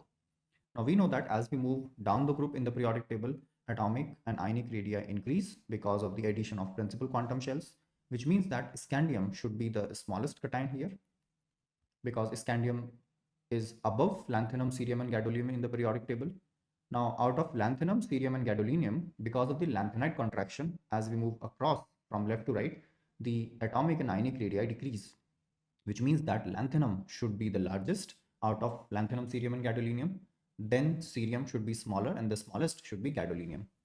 So lanthanum should be largest, then followed by cerium, and because of the lanthanide contraction, gadolinium 3 plus should be smaller, and scandium 3 plus is of course the smallest because it belongs to this position. So the correct answer to this question would be option A. So lanthanum is the largest and scandium is the smallest cation out of these four cations. Thank you. Hello everyone. In this question, we are given a molecule that is 2-bromo 3-methylbutane.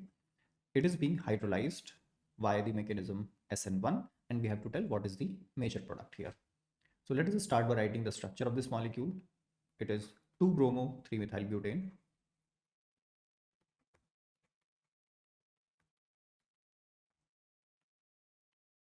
Hydrolysis means reaction with water.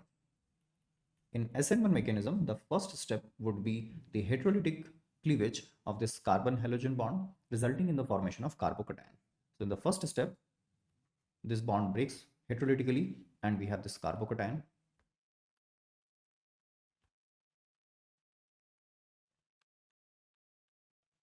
Now we can see here the initially formed carbocation is secondary, but there is a prospect of the formation of tertiary carbocation, which is more stable.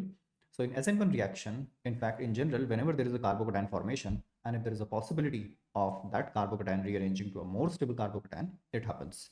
So there is going to be a hydride shift. Hydrogen along with the electron pair is going to migrate from the adjacent carbon. So this is what we call 1,2 hydride shift. So this hydrogen is going to migrate to this carbon. So this is going to become CH2 and the positive charge is going to migrate to this carbon. So now we have this more stable tertiary carbocation, which has 8 alpha hydrogen atoms. Earlier we just had 4 alpha hydrogen atoms. So definitely there is more hyperconjugation and greater stability. Then what happens? Water molecule attacks as a nucleophile on this positively charged carbon. So we get something that is called protonated alcohol, because as oxygen attacks, it donates an electron pair, it shares an electron pair with the carbon, it gets positive charge.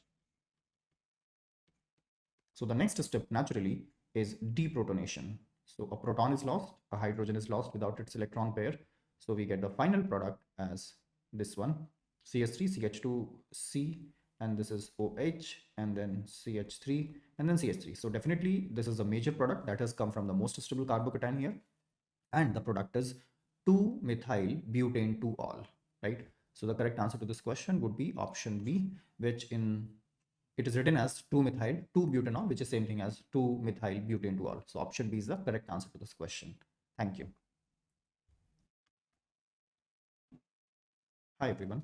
This question is based on thermochemistry. We are given three molecules, XY, X2, and Y2, all are diatomic, and it is given that the bond association energies of these molecules are in the ratio of 1:1:half. It is also given that the enthalpy of formation of XY is minus 200 kilojoule per mole. The question is, what is the bond association energy of X2? So let us start by writing the equation for enthalpy of formation of XY. So this would be half of X2 plus half of Y2 producing XY. For this reaction, the enthalpy change corresponds to the enthalpy of formation, which is already given to us as 200 kilojoule per mole. Now we know that enthalpy is a state function here. No matter how we calculate it, it will come out to be same. So we can also calculate this enthalpy change using bond association energies. Here X2, XY, X2 and Y2, their bond association energies are in the ratio of 1:1:half. So let us take it to be X is to X is to XY2. All right, where X is some value.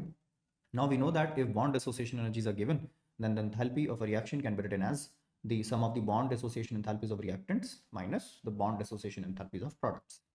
In reactants, we have X2, but half of that. So this would be XY2 plus we have half of Y2. Now Y2 itself is XY2, so half of XY2 is XY4 minus the bond association energy of XY, which we have assumed to be X.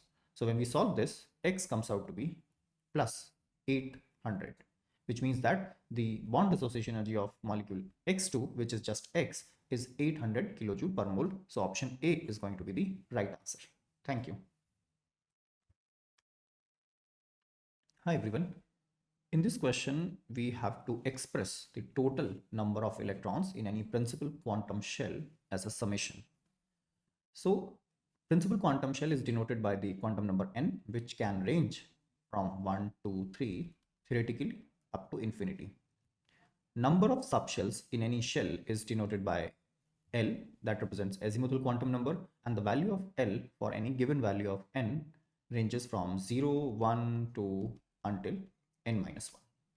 Now we also know that the number of orbitals in any subshell would be 2l plus 1. For example, if L is equal to 1, then the total number of orbitals in that particular subshell will be 2 multiplied by 1 plus 1, that is 3 orbitals. And finally, as per Pauli's exclusion principle, we know that number of electrons in any orbital is restricted to a maximum of 2 electrons with antiparallel spins. So let us work it backwards. There are 2 electrons in an orbital. The total number of orbitals in a subshell would be 2l plus 1. So the total number of electrons in a subshell would be 2 into 2l plus 1. Now, how many subshells are there in a shell?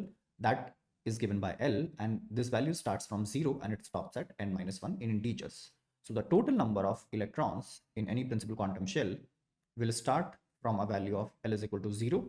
For each value of L, we will have to calculate this number 2 into 2l plus 1, where 2l plus 1 gives the number of orbitals in that subshell, and multiplying this by 2 gives us the number of electrons in that subshell. And how many subshells are there? Until n minus 1.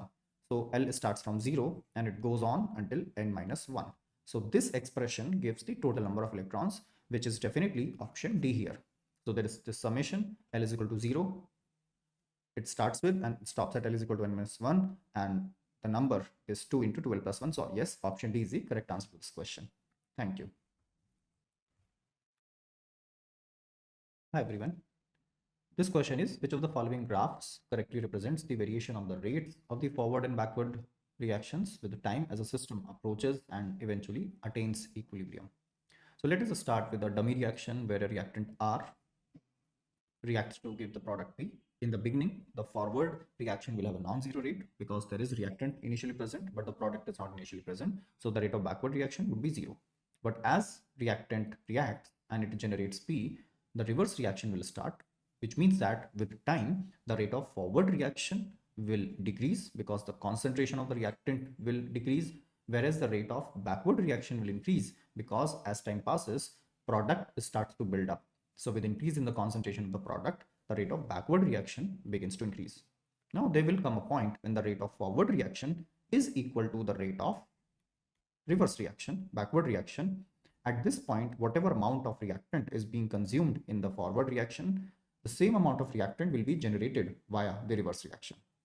So at this state of a system, when the rates of forward and backward reactions are equal, there would be no net change in the concentration of any reactant or product, and hence we say that the system has attained equilibrium. So let us see which option rightly corresponds to this. Definitely not option A, because forward reaction will not occur at a higher speed than backward. Here, these are different, so this will also not be a correct answer. In option C, yes. So this must represent forward reaction rate that decreases with time, and this must represent backward reaction rate that increases with time, and eventually this is the point of time when the equilibrium has been established. Beyond this point, unless the system is externally disturbed, the rates of forward and backward reactions will continue to be same, such that there is no visible change in any property of the system. So yes, the correct answer to this question will be option C. Thank you.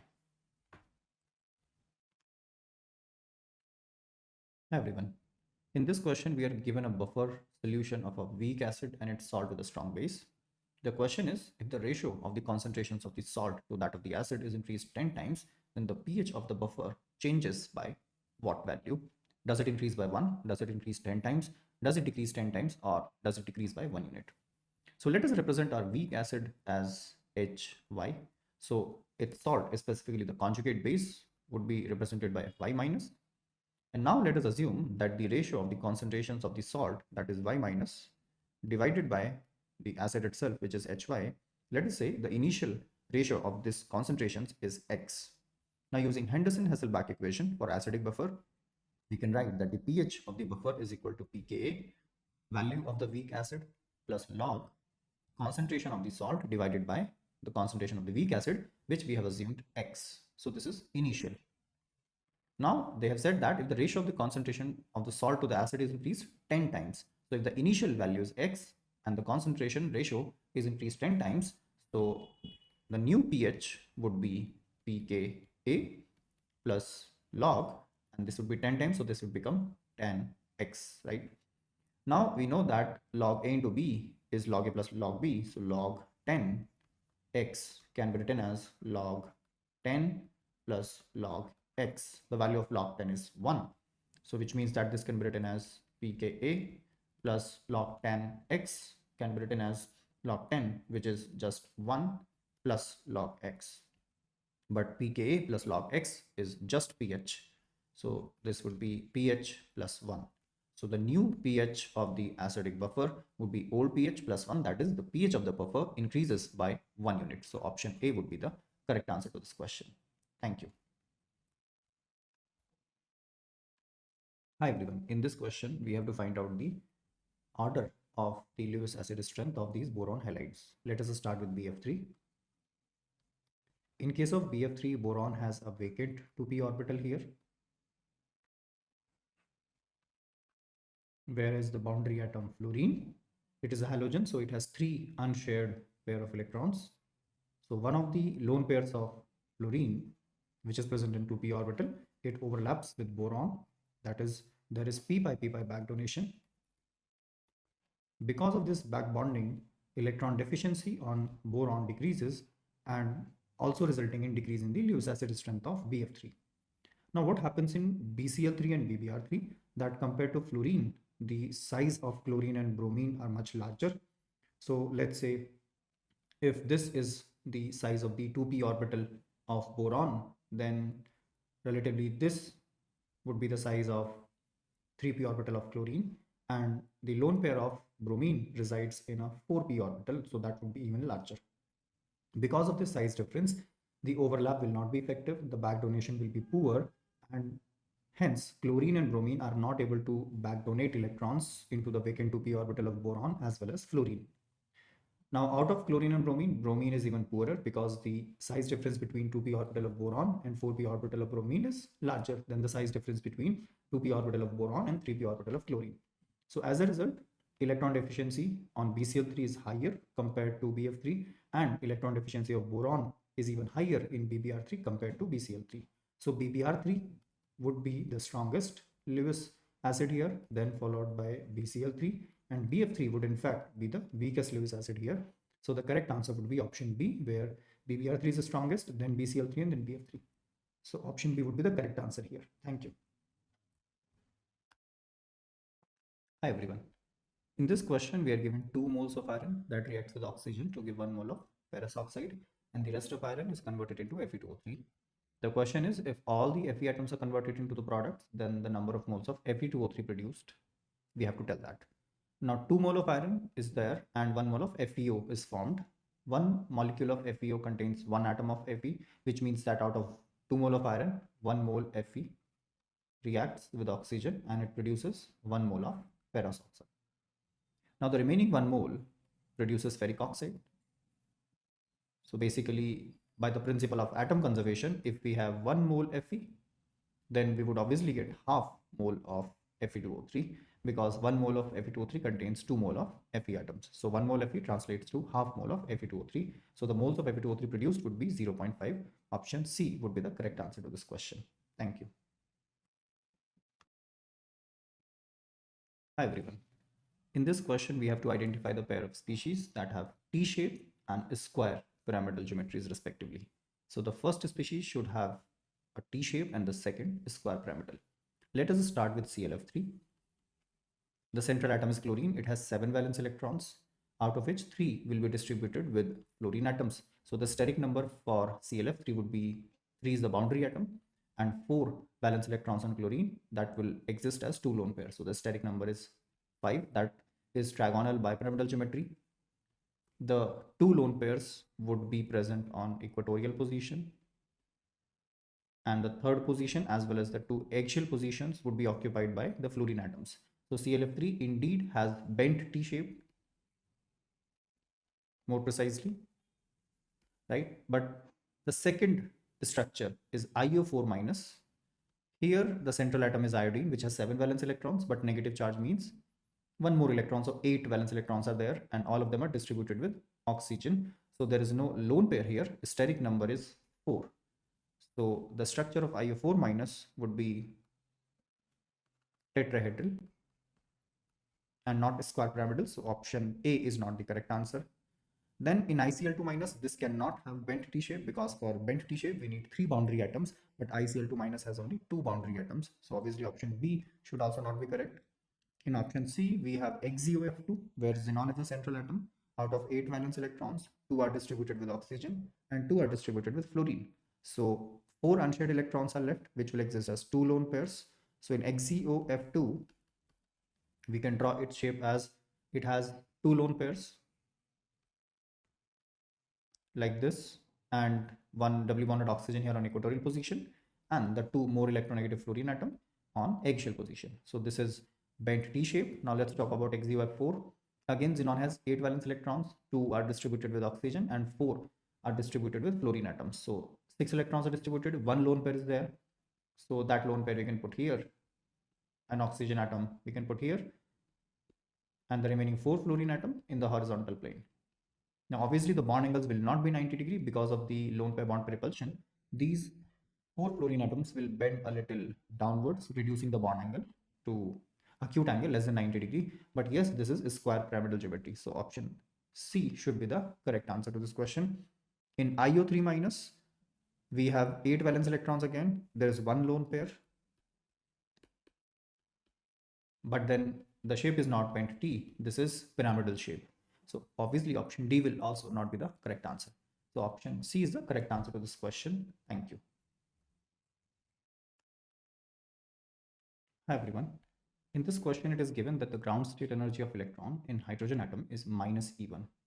Now for hydrogen atom or hydrogen-like species, the energy of electron in nth orbit is given by this formula, where En is equal to minus RH Z square by M square.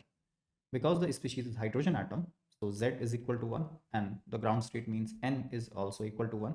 So this implies that the energy is just minus RH, which is given to be minus E1. So basically Rydberg constant is equal to E1 here. Now the velocity of photoelectron emitted when photon of energy E2 strikes stationary lithium ion in the ground state If we consider lithium ion in the ground state, then the ionization energy of electron, that is the energy required to remove electron from the ground state of stationary lithium ion, would be just RH Z square by N square, which is negative of the electronic energy itself. Now this value we can calculate. Rydberg constant is just E1. Z square for lithium would be 9 because the atomic number of lithium is 3. And again, the ground state is there, so the value of N is 1. So ionization energy of electron from the ground state of lithium ion would be 9 E1. The remaining energy of the supplied photon would manifest as kinetic energy of the electron. So we can see here the velocity of photoelectron emitted when photon of energy E2 strikes the stationary lithium ion. So the energy of the photon that strikes the electron is E2. So the supplied energy is E2 and the energy consumed in coming out of the lithium ion is 9 E1. So this is the remaining energy that will be possessed by the electron and it will appear as kinetic energy. So this is basically half mv square. We have to find out the expression for the velocity of the photoelectron. So this can be rewritten as V is equal to 2 E2 minus 9 E1 divided by m and under root of this entire term. So V is equal to 2 E2 minus 9 E1 divided by m and the whole under root. So option C is the correct answer to this question. Thank you. Hi everyone. In this question, we are given a compound and the question is what are the oxidation states of different sulfur atoms in this given compound. So we can see here the middle two sulfur atoms labeled as S2 and S3 are bonded to sulfur atoms only. So whenever an atom is bonded to the atoms of the same element, the oxidation state of such an atom is 0 because it is bonded to atoms of similar electronegativity. So basically the oxidation state of S2 and S3 would be 0. That means option A is incorrect and option D is incorrect. Now coming to S1 and S4, they are both in the same environment. They both are bonded to 2 oxygen atoms through double bonds and they are bonded to 1 oxygen through single bond. Now there is a simple shortcut to find out the oxidation state. That is equal to the number of bonds with more electronegative atoms if there is no coordinate covalent bond here. So we can see that the sulfur labeled as 1, it is forming a total of 5 covalent bonds with more electronegative oxygen atom. So the oxidation state of this sulfur, which is labeled 1, is +5. Similarly for S4. So the oxidation state for S1 and S4, that is +5. So option C is the correct answer to this question. Thank you. Hi everyone. In this question, we are given a compound and we have to tell the correct IUPAC name of the given compound. So this compound is a derivative of benzene. Here we have 3 substituents on benzene. One is OH, next is CN, and the third one is Br. Bromine is not regarded as a functional group in the sense that it does not come in the priority sequence of functional groups. Out of OH and CN, cyanide comes first in the priority order. It comes before alcoholic group. So the carbon which is joined to CN will be numbered 1. Now after this, we will follow Lewis-Lucan's rule, which means that we will give the carbon number 2 that is joined to bromine atom because that is lower position.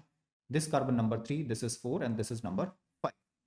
Now always remember that the cyanide group is a principal functional group. All other functional groups will be treated as substituents and they will be written as prefixes here. And substituents are always written in alphabetical order regardless of their position in the parent chain.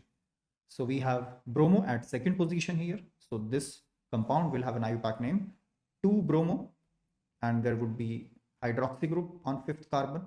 So 2-bromo, 5-hydroxy.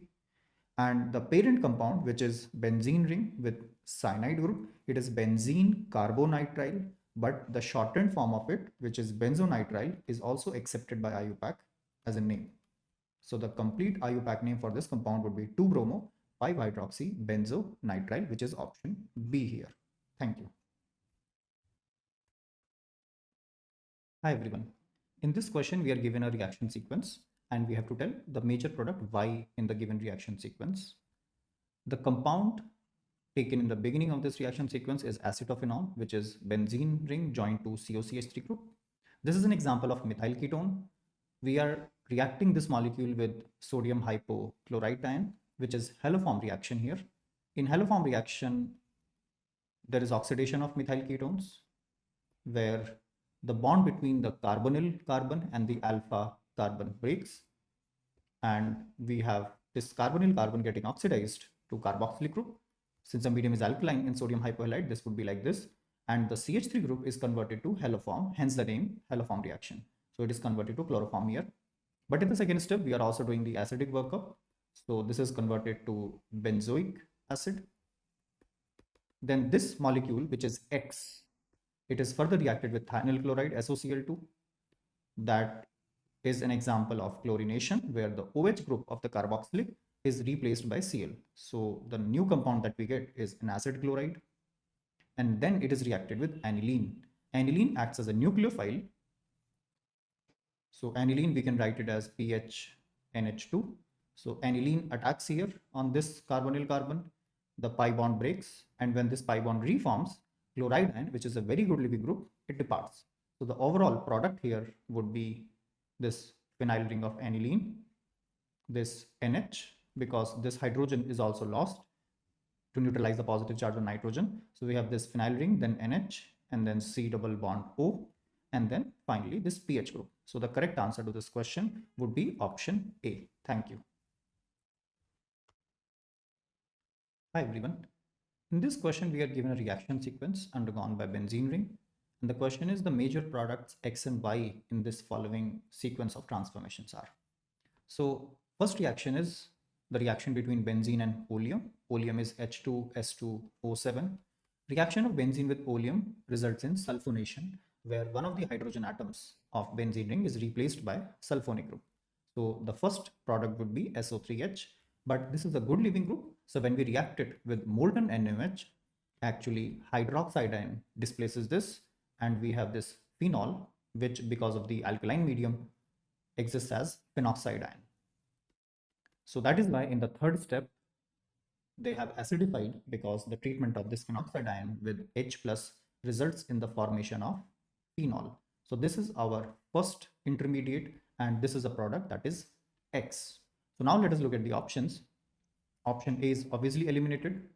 We will not have OH and SO3H matter with respect to each other, and so is option C eliminated. Option B is a potential answer, and option D is a potential answer. Let's look at the remaining reaction sequence. Now this phenol, which is X, is reacted with NaOH. So again, it gives us phenoxide. And then this phenoxide ion attacks carbon dioxide, which is a weak electrophile. Now this reaction is called Colby's reaction, in which phenol is first treated with NaOH, because phenoxide ion is more reactive compared to phenol, and then it is reacted with carbon dioxide, where carboxylation occurs at ortho position, and the major product is salicylic acid.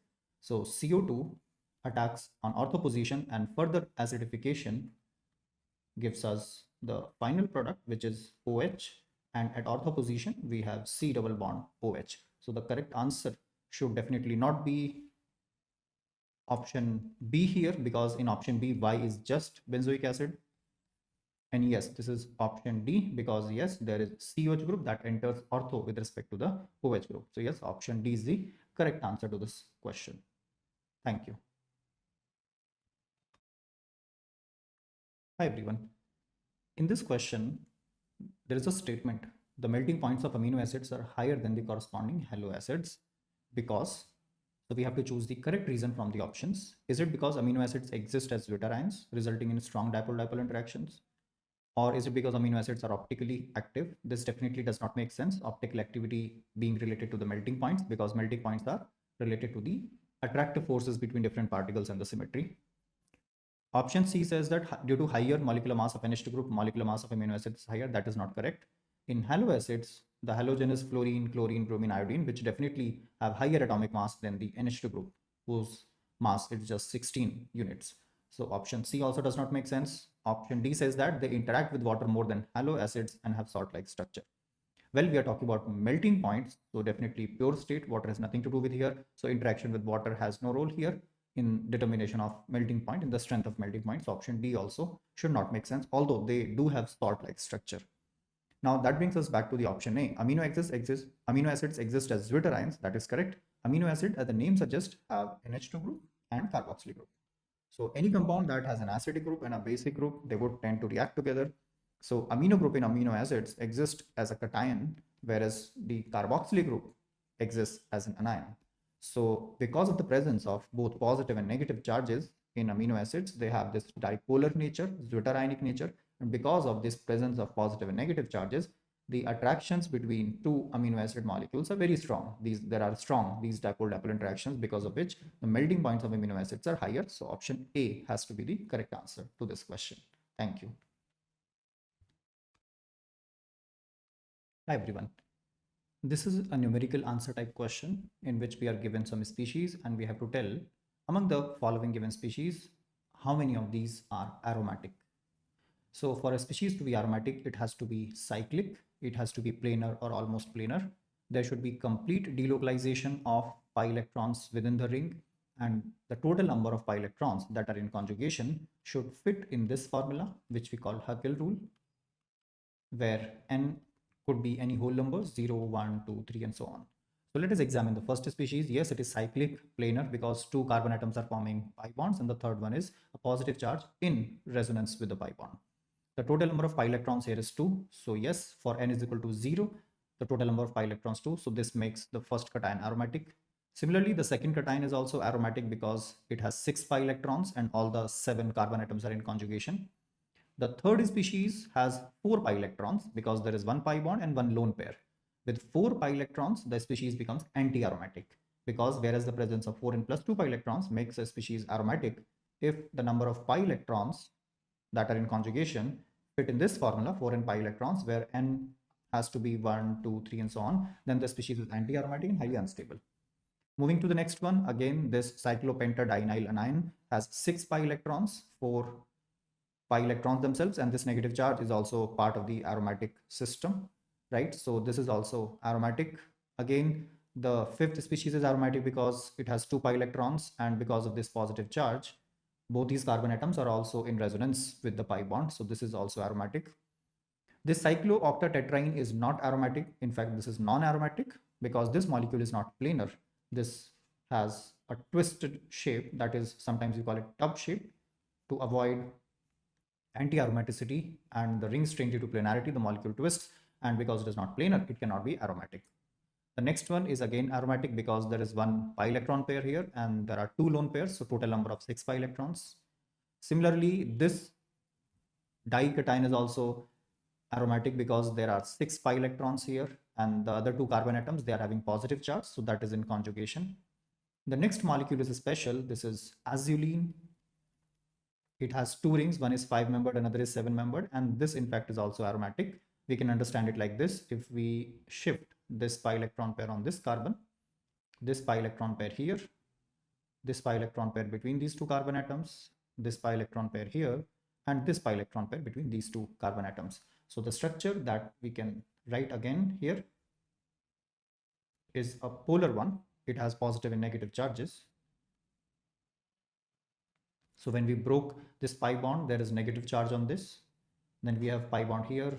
Then we have pi bond here. We have one pi bond moved here. We have another pi bond moved here. And then there is positive charge on this carbon atom. So we can clearly see that this pi bond is part of both rings. So there are 6 pi electrons in this ring as well as 6 pi electrons in this ring. So azulene is again an aromatic species. This is naphthalene. Of course, it is aromatic because it has a total of 5 pi bonds, that is 10 peripheral pi electrons. The next one is also aromatic. This is anthracene. It has 1, 2, 3, 4, 5, 6, 7, that is 14 pi electrons. The next molecule cannot be aromatic because for complete delocalization, both these oxygens will have to involve one lone pair, but that will make total number of electron pairs involved in conjugation as 4, that is 8 pi electrons. The next compound is non-aromatic because there are two saturated carbon atoms, sp3 hybridized carbon atoms. So this compound is not planar, hence not aromatic. The next one is anti-aromatic because this is cyclobutadiene. So because of the presence of 4 pi electrons, this compound is anti-aromatic.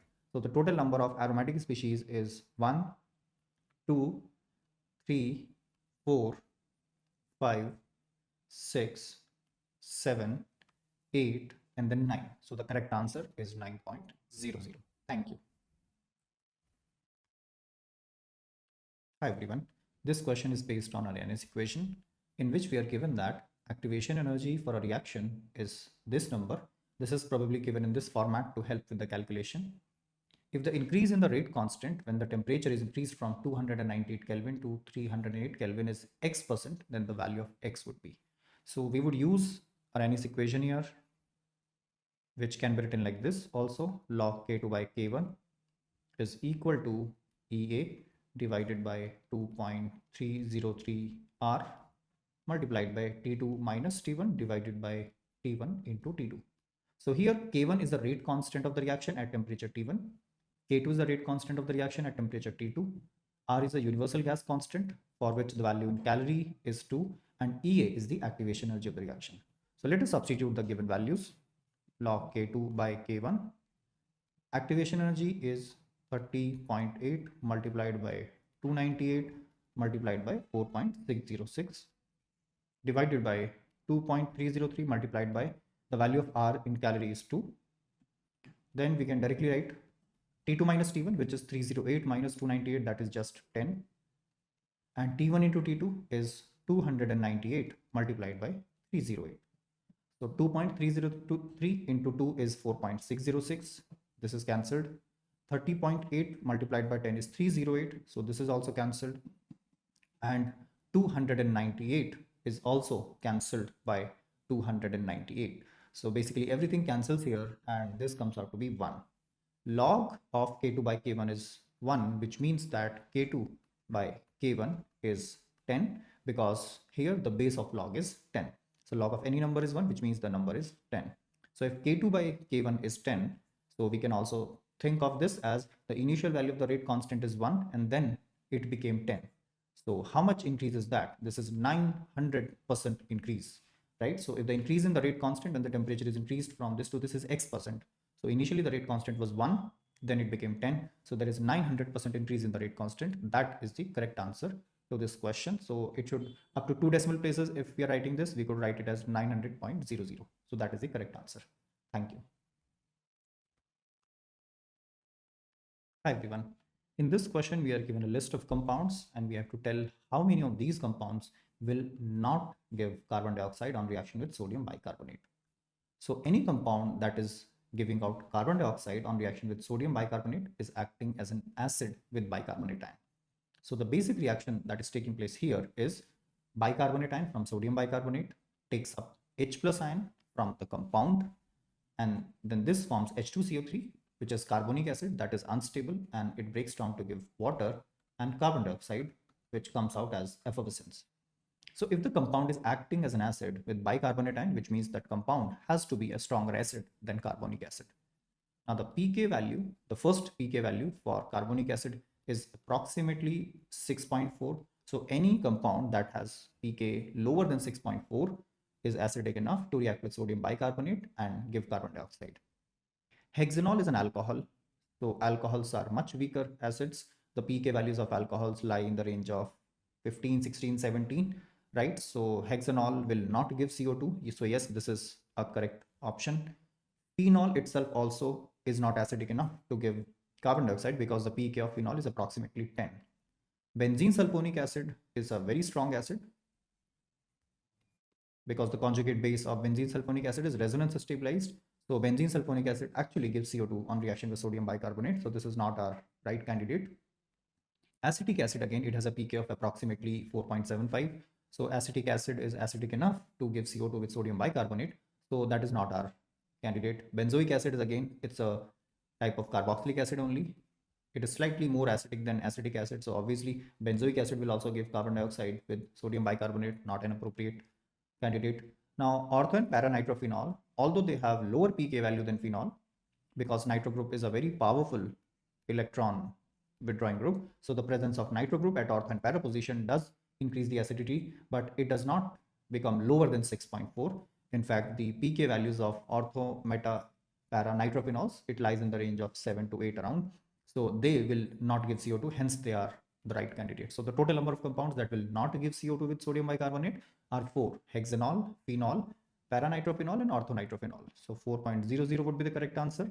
Whereas the other 3 compounds, benzene sulfonic acid, acetic acid, and benzoic acid, they will give CO2 with sodium bicarbonate. Thank you. Hi everyone. In this question, we are given a decapeptide, which has the molecular weight 796. On complete hydrolysis, it gives glycine, which has the molecular weight of 75. alanine, and phenylalanine. It is given in the question that glycine contributes 47% of the total weight of the hydrolyzed product. So the question is, how many glycine units were present in the decapeptide? Now, decapeptide means that it contains 10 amino acids, and peptide bond is formed when two amino acids are joined together with carboxylic of one amino acid and NH2 of another amino acid condensing together to give a peptide linkage. In this process, a water molecule is eliminated. OH from here, H from here, so water molecule is eliminated. So when a decapeptide is hydrolyzed back, because it has 10 amino acids, there would be 9 peptide bonds. Each peptide bond would require one molecule of water upon hydrolysis, which means that the mass of the hydrolyzed product would be greater than the molecular weight of the decapeptide. And this we can calculate. The total weight of the products would be 796, that is the molecular weight of the peptide itself, plus it has 9 peptide linkage, and when each peptide bond breaks, a water molecule is consumed because the CONH group is regenerated to give carboxylic and NH2.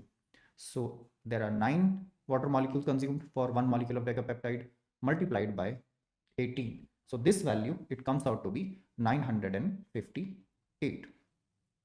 Now it is given that glycine contributes 47% of the total weight, which means that the mass of glycine would be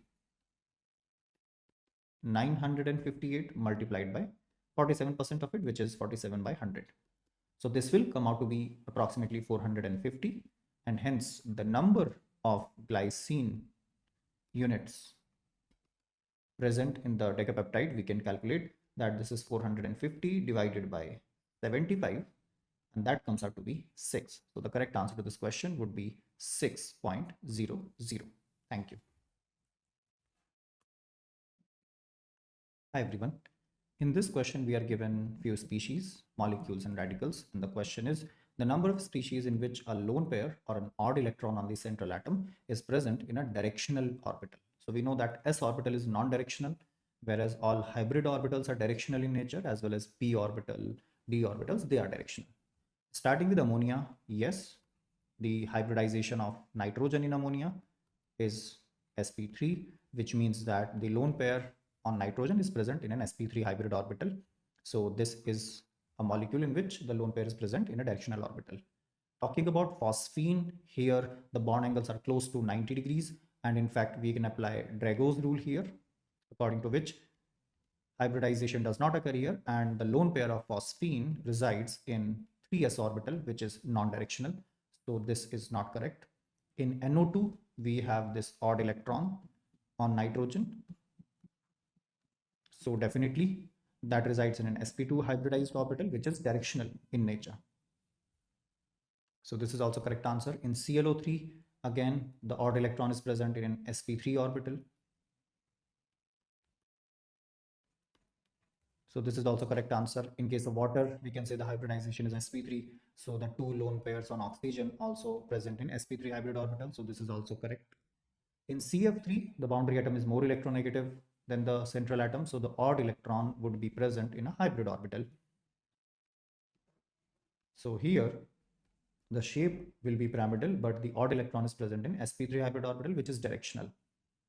In CH3, this is methyl radical. It is trigonal planar.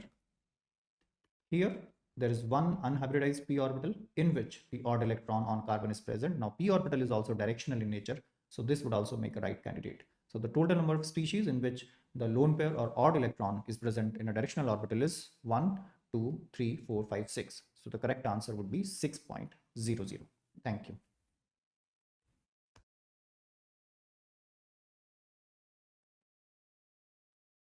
Hi everyone, I'm Firoz Khan, Master Teacher of Mathematics here at Vedantu. So in today's video, we are going to discuss the mathematics paper which was conducted very recently. So here is the question on your screen, and this question is from 3 dimension. Two lines are given to you and they are saying that the lines are coplanar. So if these two lines are coplanar, then you have to find the condition. What is the condition so that these two lines becomes coplanar? So we have two lines here, x is equal to ay minus 1 is equal to z minus 2, x is equal to 3y minus 2 is equal to bz minus 2. First, understand the condition for coplanar lines. When two lines are given to you, let's say one line is x minus x1 over a1 is equal to y minus y1 over b1 is equal to z minus z1 over c1. This is the first line. And the second line is, let's say, x minus x2 over a2, y minus y2 over b2, z minus z2 over c2. This is the second line.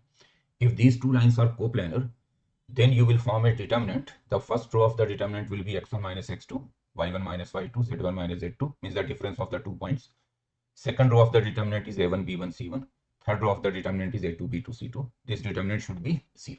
But before that, these lines are not written in a standard form. So I have to convert these lines in a standard form. So I can write the first line as x over 1. Let's divide by a here. So y minus 1 over a divided by 1 over a and z minus 2y1. This is your first line. And second line I can write x over 1. Let's divide by 3 here. So y minus 2 by 3 over 1 by 3. And divide by b here. So z minus 2 by b over 1 by b. Now if these two lines are coplanar, then the determinant, this determinant should be 0. Which determinant? First difference of the 2 points, 0 minus 0, which is 0. Then 1 by a minus 2 by 3. Then 2 minus 2 by b. Second row of the determinant is 1, 1 by a, 1. And the third row of the determinant is 1, 1 by 3, 1 by b. This determinant should be 0 here. Now no need to do anything, just expand the determinant straight away through the first column. If you expand the determinant through the first column without doing anything, no need to use any properties, just expand the two determinants. Just expand this determinant. So when you expand this determinant, ultimately you will get this condition. Let me show you the condition first. So when you expand the determinant, you will get this condition: 1 over a minus 1 over b, 1 over ab is equal to 0. So when you expand the determinant, you will get 1 over a minus 1 over ab is equal to 0. Just expand it straight away, no need to do anything. Now you can see that I can take 1 over a common here. So this gives you 1 minus 1 over b0. So 1 over a, 1 minus 1 by b0. So this gives you b is equal to 1. And a can be any real number except 0. So this is your final answer. B is equal to 1 and a can be any real number except 0. So means option A is the correct option here. B is 1, A belongs to R except 0. Right?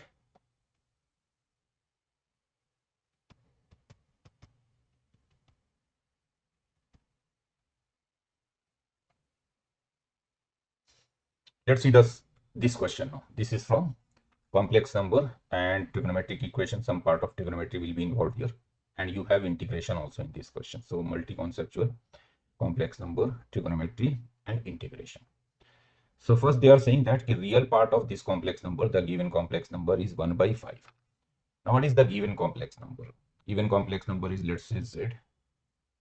It is basically 1 over 1 minus cos theta plus 2 iota sin theta. This is the given complex number. Now, if I multiply numerator and denominator by the conjugate of the denominator here, 1 minus cos theta minus 2 iota sin theta. Or in fact, let's write 1 minus cos theta as 2 sin square theta by 2 and 2 iota sin theta as 2 sin theta by 2 cos theta by 2. So that will be better. In fact, in that case, if I take, in fact, that I can write here also. So let me write 1 minus cos theta minus 2 iota sin theta.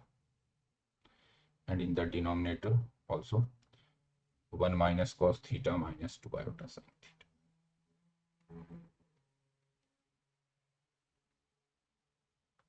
Now it is given that the real part of z is 1 over 5. So what is real part of z here? Real part of z from the numerator is 1 minus cos theta, and from the denominator it will be what? It will be 1 minus cos theta whole square plus 4 sin square theta, and this is given as 1 by 5. This is given as 1 over 5. Now if I cross multiply, so I will get 5 minus 5 cos theta, and on the right side I will get 1 minus 2 cos theta plus cos square theta, and then 4 sin square theta. Sin square theta can be written as 1 minus cos square theta. So it is 1 minus 2 cos theta plus cos square theta plus 4 times sin square theta, and sin square theta can be written as 1 minus cos square theta. Now this is what? This is 5 minus 5 cos theta. Now you can see the right hand side. Right hand side is 1 plus 4, which is 5, minus 2 cos theta minus 3 cos square theta. Now 5 disappears from both sides. So it can be written now 3 cos square theta minus 5 plus 2 minus 3 cos theta 0. 3 cos square theta minus 3 cos theta 0. Now I can take 3 cos theta common. So this is cos theta minus 1.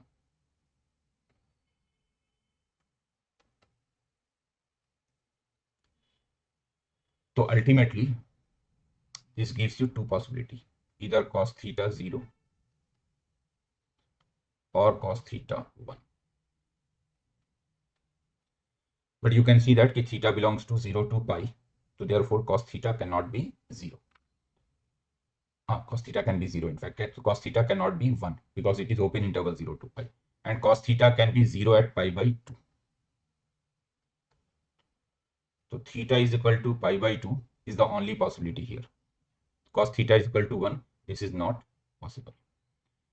Now we have to integrate 0 to theta sin x dx. So very simple, it is 0 to pi by 2 sin x dx, which is straight away 1. Means option D is the correct option here, right?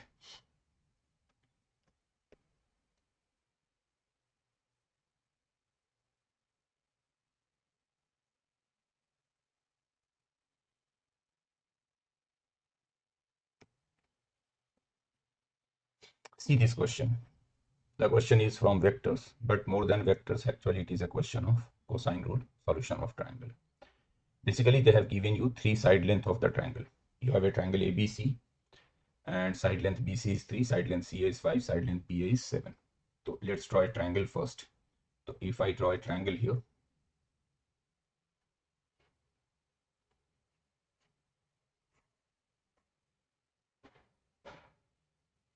so let's say this is your triangle, and they are asking projection of BA on BC.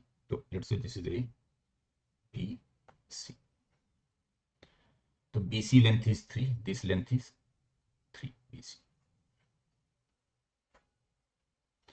BA length is 7, this length, and CA length is 5.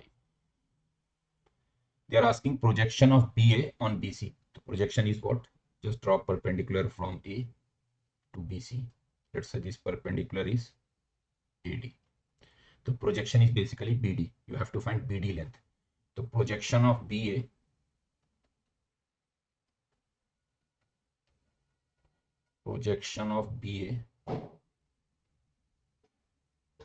on BC, it is nothing but BD length.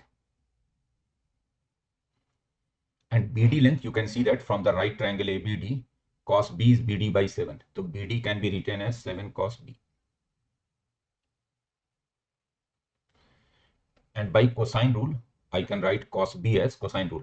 Cos B can be written as 3 square plus 7 square minus 5 square divided by 2 into 3 into 7, cosine rule. So this 7 disappears. Now you are getting 9 plus 49, 58 minus 25 by 6. 58 minus 25 is 33 by 6. So it is 11 by 2 here. Means correct option is option A, right?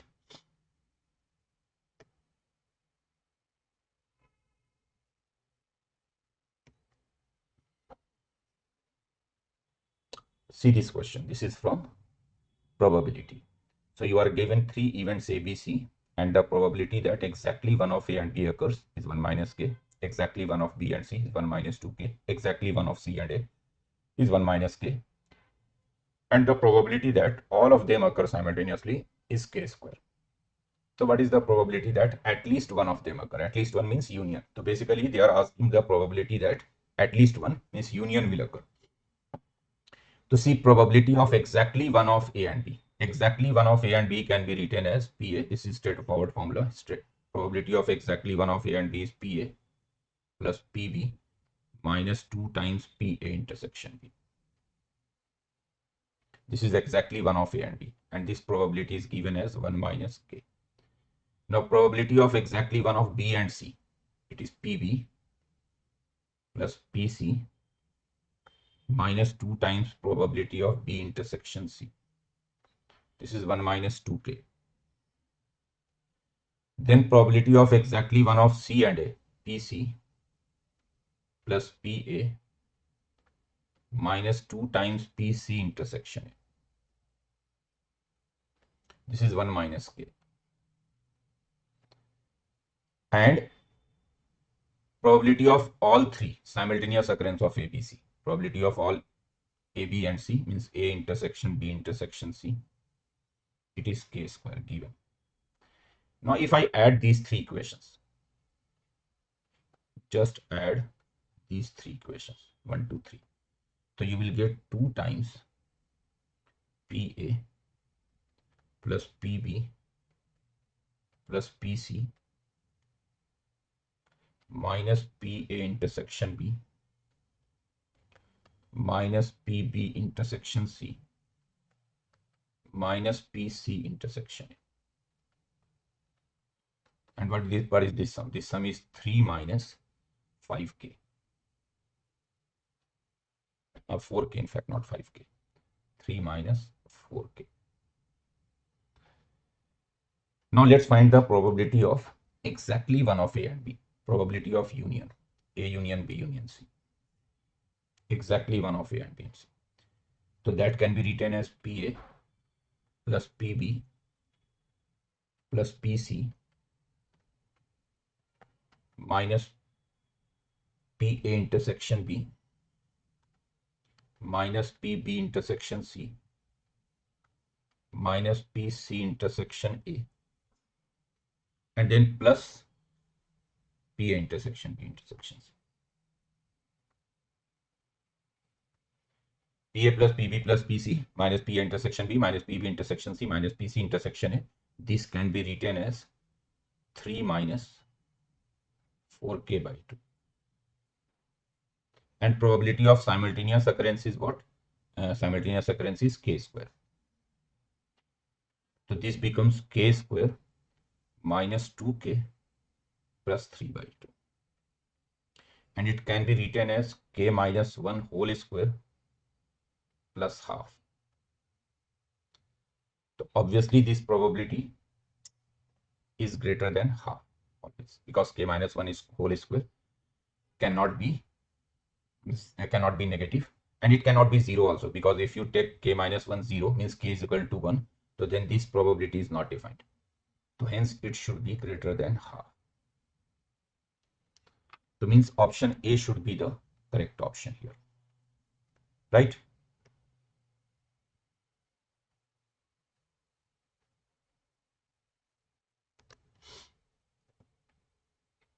Let's see the next question. This question is from binomial theorem, and very simple question. we are saying that if I expand 1 minus y whole raised to m, 1 plus y raised to n, I will get this expansion 1 plus a1y plus a2y square.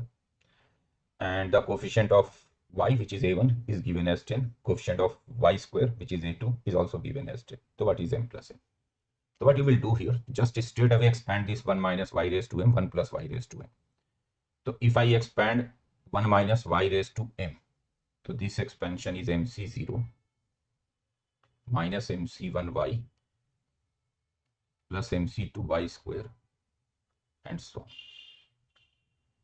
And if I expand 1 plus y raised to n, so this is nc0 plus nc1y plus nc2y square and so on. Now in this expansion, a1 is what? A1 is coefficient of y. So how will you get coefficient of y? If you multiply mc0 from the first bracket with nc1 in the second bracket, you will get coefficient of y. Or you multiply minus mc1 from the first bracket and nc0 from the second bracket. So this is a1. A2 is what?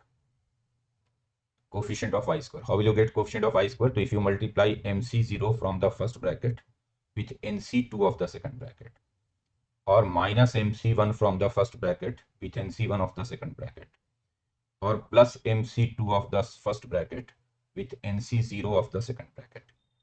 Now a1 is given 10 and mc0 is 1, nc0 is 1. So ultimately you are getting n minus m is equal to 10. You are getting n minus m is equal to 10. And a2 is also 10. Now mc0 is 1, nc2 will be n minus 1 by 2. It is mn plus mm minus 1 by 2.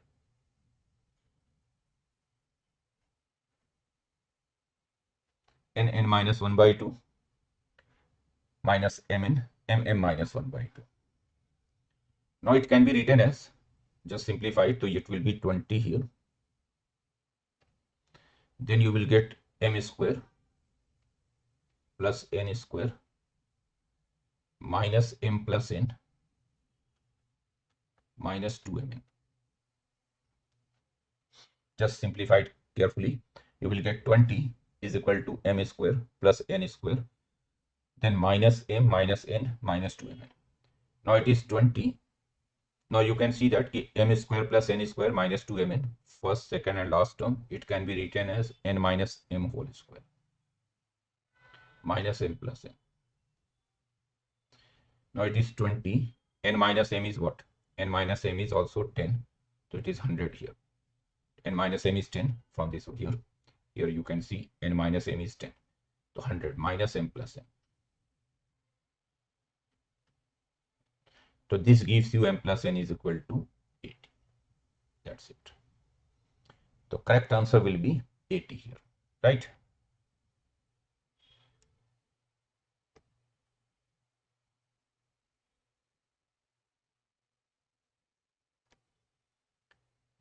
This one is from circle, coordinate geometry, circle chapter. R1 and R2 are the radii of the largest and smallest circles, which pass through the point minus 4, 1 and having their centers on the circumference of this given circle. Okay. So first look at the given circle. This given circle has center minus 1, minus 2. If you find the center of this given circle, this is minus 1, minus 2.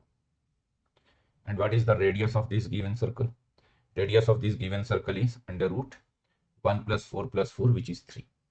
Under root g square plus f square minus c. You know that if a circle is x square plus y square plus 2gx plus 2fy plus c, center is minus g minus f. Radius is under root g square plus f square minus c. So now I have a circle here. Let's say this is the circle.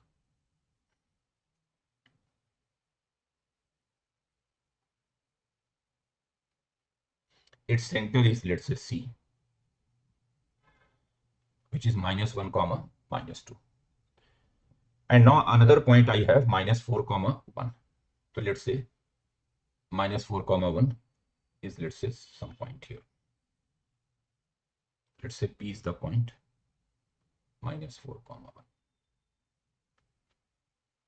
Now you are drawing two circles. Both circles have center on the circumference of this circle. And these two circles have minimum and maximum possible radius. The largest possible radius is R1 and the smallest possible radius is R2. So basically, if you draw the normal of the given circle through the point P from here, you have drawn a normal of the circle, given circle through the point, and let's say this normal meets the circle at A and B. Normal simply means it is diameter of the given circle. So see the smallest circle having center on the circumference of the given circle. The smallest circle will have center at A. The largest circle will have center at B.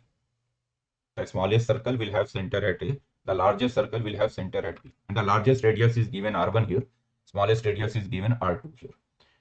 So actually largest radius R1 will be basically PB and smallest radius R2 will be basically PA. So let's find PC first. C is what? C is this point, center of the circle. So let's find PC. PC is what? Under root -1 plus 4 square 9 and again 9. So it is root 18, 3 root 2. So hence the largest radius R1 is basically PB and it is nothing but 3 root 2 plus radius of the circle, given circle 3. And smallest radius is PA, R2 is PA. It is nothing but 3 root 2 minus 3, the radius of the given circle. Now what is R1 by R2? So R1 by R2 will be, 3 can be taken common. So R1 by R2 will be root 2 plus 1 over root 2 minus 1. And if you rationalize it by multiplying root 2 plus 1 in the numerator and denominator, just rationalize. The denominator becomes 1, numerator becomes root 2 plus 1 whole square, which is 3 plus 2 root 2. And they have given it as A plus B root 2. So hence A is 3, B is 2, means A plus B will be 5 here. So A plus B is 5, right? Let's move to the next question.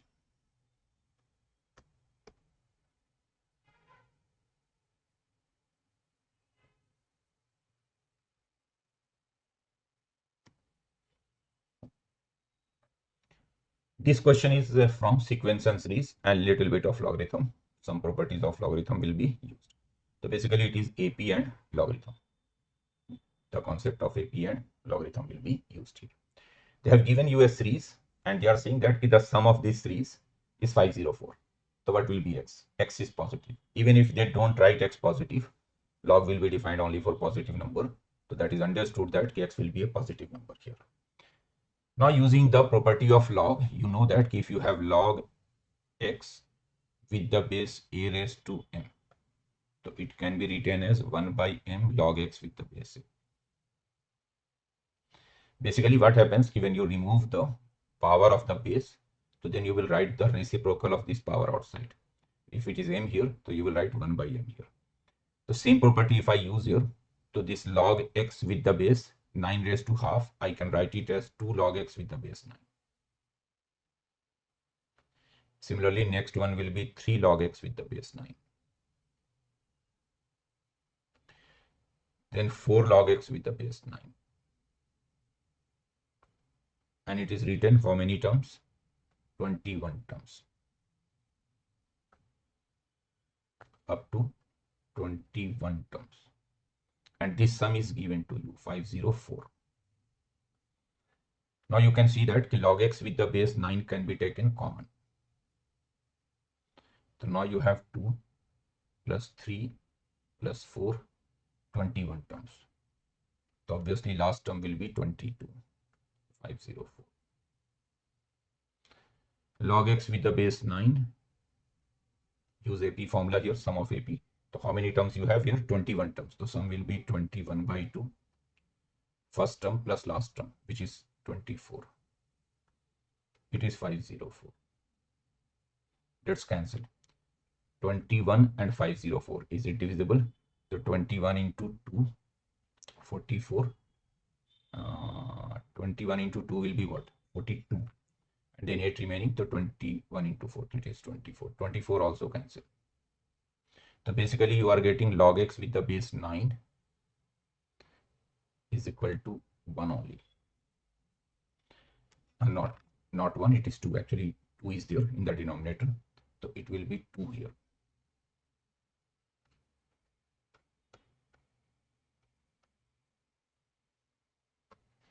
So it is 2 here.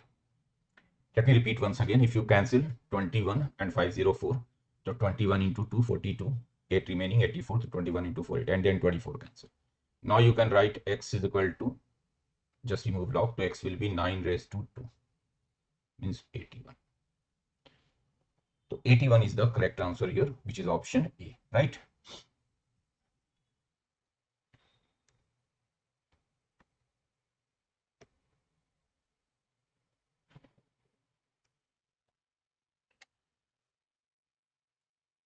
S alpha is the area bounded by this parabola y square less than or equal to x. Y square less than or equal to x means area is inside the parabola, and you are taking the region from 0 to alpha. X is varying from 0 to alpha. So this complete area is written as S alpha. Then they are saying that A lambda over A4 is 2 by 5. A lambda A by A4 is 2 by 5. So what will be lambda here? So let's find the complete area S alpha first. What is this S alpha? So see, your parabola is a right open parabola having vertex at the origin.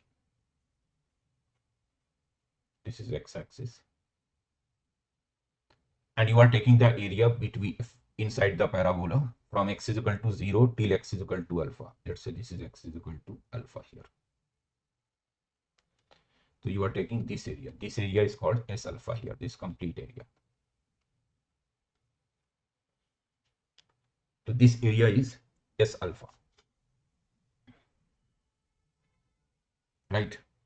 And this area you can write directly also without integration, but let's integrate. So this area, in fact, you can write, should I write directly? So, okay, let's integrate. So this area will be what? S alpha.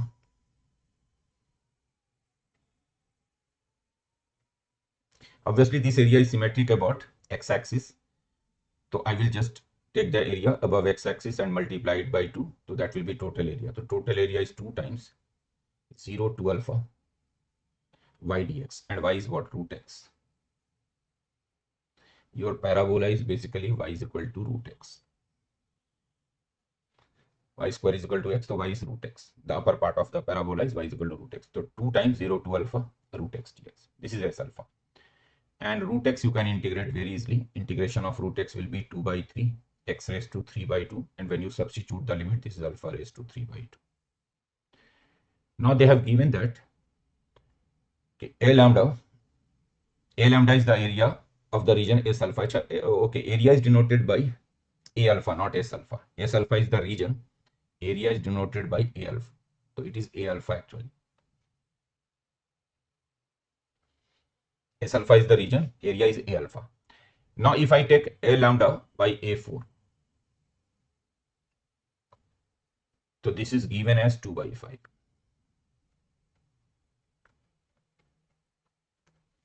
So just put alpha is equal to lambda and alpha is equal to 4. So you will, when you take the ratio, that will be lambda raised to 3 by 2 over 4 raised to 3 by 2. This is 2 by 5. And they are asking lambda. So lambda raised to 3 by 2 over 4 raised to 3 by 2, that will be 2 by 5. So this lambda becomes 4 raised to 3 by 2 is basically what? 4 can be written as 2 square. So it is 8 actually. 8 into 2, 16 by 5 raised to 2 by 3. This is lambda. So lambda is 16 by 5 raised to 2 by 3. Right. Now 16 can be written as 16. I can write it as 4 square. Fraction. Can I leave it as it is? This is what? Okay.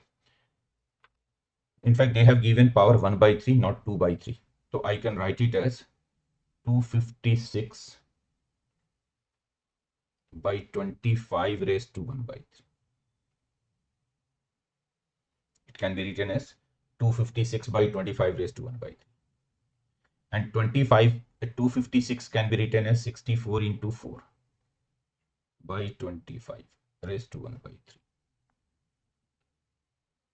And cube root of 64 is 4. So it is 4 times 4 by 25 raised to 1 by 3. So this should be the correct answer, which is option D. 4 times 4 by 25 raised to 1 by 3.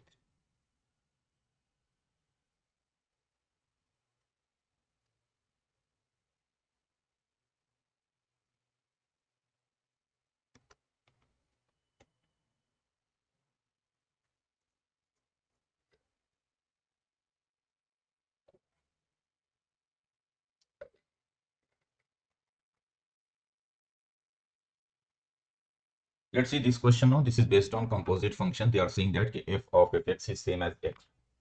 So what will be the possible value of alpha here? So let's find f of fx. F of fx.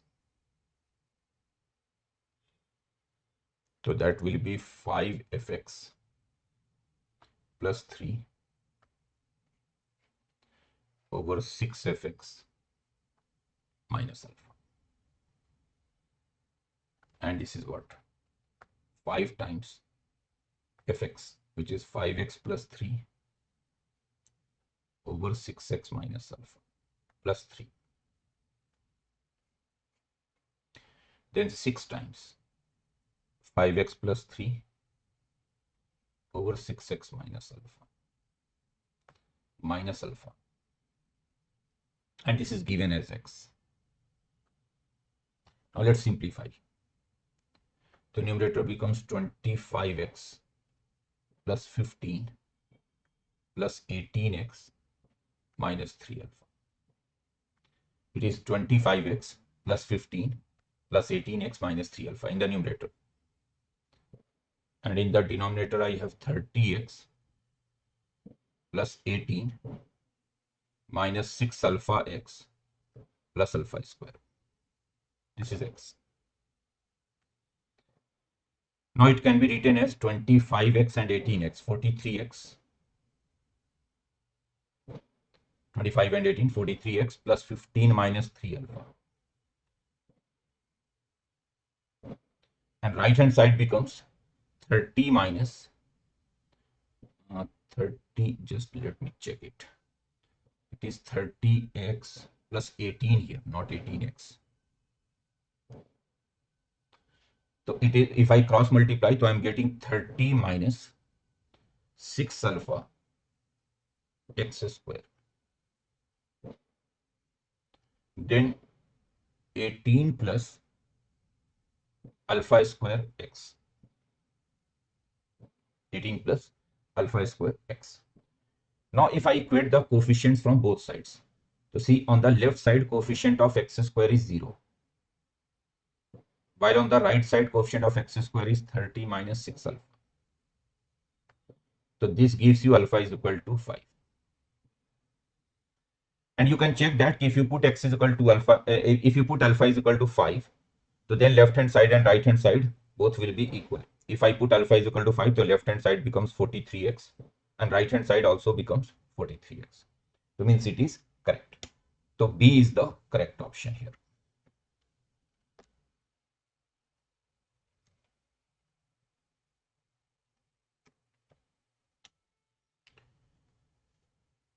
This question is from 3-dimension line. In fact, 2 lines are given to you. The first line is in a standard form and second line is not in a standard form. It is written as intersection line of 2 planes. Actually, we have 2 planes, this one and this one. 3x plus 2y plus z minus 2 is equal to 0 is a plane. X minus 3y plus 2z minus 13 is equal to 0 is a plane. So L2 line is basically the line of intersection of these 2 planes. And they are saying that L1 and L2 lines are coplanar. L1 and L2 lines are coplanar. So then you have to find the point on L1 which is nearest to the point Q minus 4 minus 3 and 2. That nearest point is ABC. So it will be mod A plus mod B plus mod C. So first use the coplanar condition. They are saying that these 2 lines are coplanar, L1 and L2. So what I will do here, let's write the equation of the plane containing the line L2. Plane containing L2. The plane containing L2 can be written as 3x plus 2y plus z minus 2 plus lambda times x minus 3y plus 2z minus 13, 0. This is the equation of the plane containing the line L2. And line L1 and L2 are coplanar. So let's assume this plane contains the line L1 also, because they are coplanar. So there will be a plane containing both L1 and L2. So let's say this plane contains the line L1 also. So if this plane contains the line L1 also, so that means the direction ratio of the line L1, which is 3, 1, minus 2, that will be perpendicular to this plane. That will be perpendicular to the normal to the plane, actually, not perpendicular to the plane, perpendicular to the, no, since the line is lying on the plane, the normal will be perpendicular to the line. So what is the normal of this plane? This plane I can write it as 3 plus lambda times x, 2 minus 3 lambda times y, 1 plus 2 lambda times z, minus 2 minus 13 lambda 0. You can see 3 plus lambda, 2 minus 3 lambda, 1 plus 2 lambda, and then minus 2 minus 13. Now the normal to this plane, is 3 plus lambda, 2 minus 3 lambda, and minus 1 plus 2 lambda. This is the normal to this plane. 3 plus lambda, 2 minus 3 lambda, 1 plus 2 lambda. And the line L1 is lying on this plane. So that means the direction ratio of the line L1 should be perpendicular to this normal. So this normal dot 3, 1 minus 2, that should be 0. Basically, you are taking the dot product of the normal of the plane with the vector along the line L1. Vector along the line L1 is 3, 1 minus 2. Now, if you take the dot product here, so 3 into 3 plus lambda, that is 9 plus 3 lambda. Then 1 into 2 minus 3 lambda. Then minus 2 minus 4 lambda. This should be 0. So this 3 lambda disappears here. This 2 also disappears here. So you are getting lambda is equal to 9 by 4. You are getting lambda is equal to 9 by 4. Now, point on this line, you can see that this line is passing through minus 5, minus 4 alpha. Minus 5, minus 4 alpha. And since line is lying on this plane, the line L1 is lying on this plane, plane 1. So therefore, minus 5, minus 4 alpha must satisfy this plane. So minus 5, minus 4 alpha satisfy equation 1. So just put minus 5, minus 4 alpha in equation 1. Lambda you already know.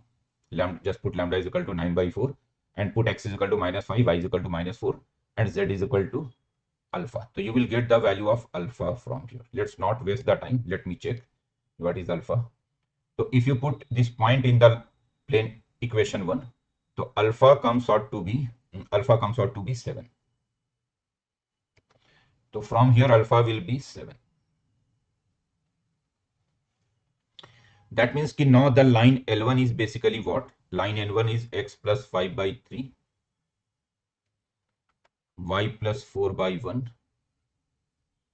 z minus alpha. Alpha is what? 7 by minus 2. Now you are taking a point P on this line L1, which is nearest to the point Q. So basically you are drawing a perpendicular from the point Q to the line L1. So let's say this is the line L1. This line is L1.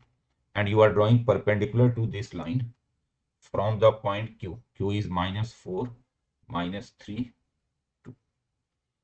And the foot of the perpendicular they are saying is P. P is the nearest point, means foot of the perpendicular.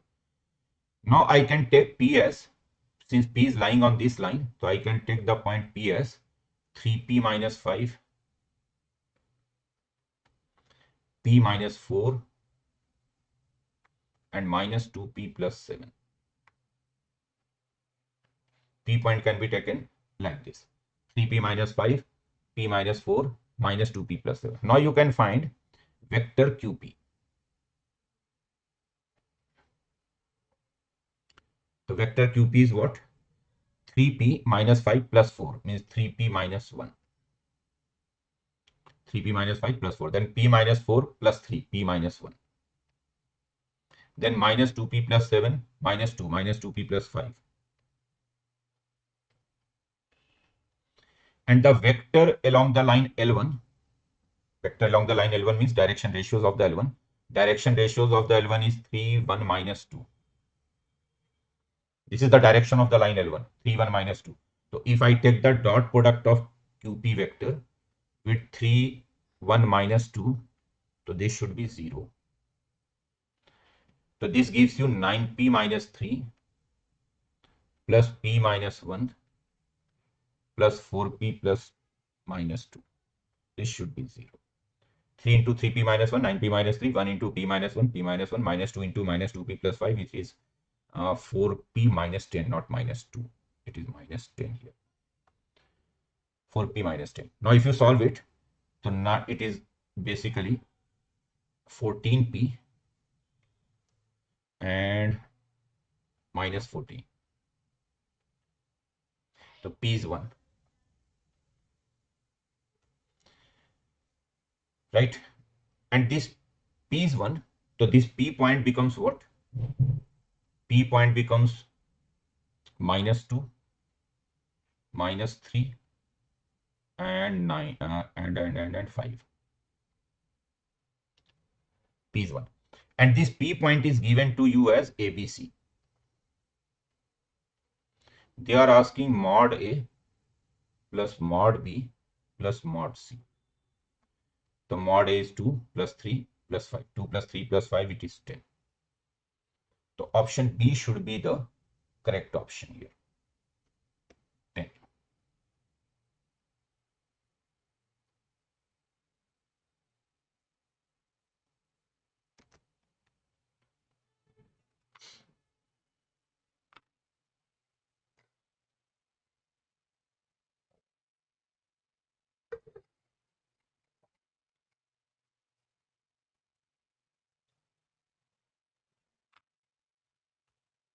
P is a variable point on the parabola y is equal to 4x square plus 1.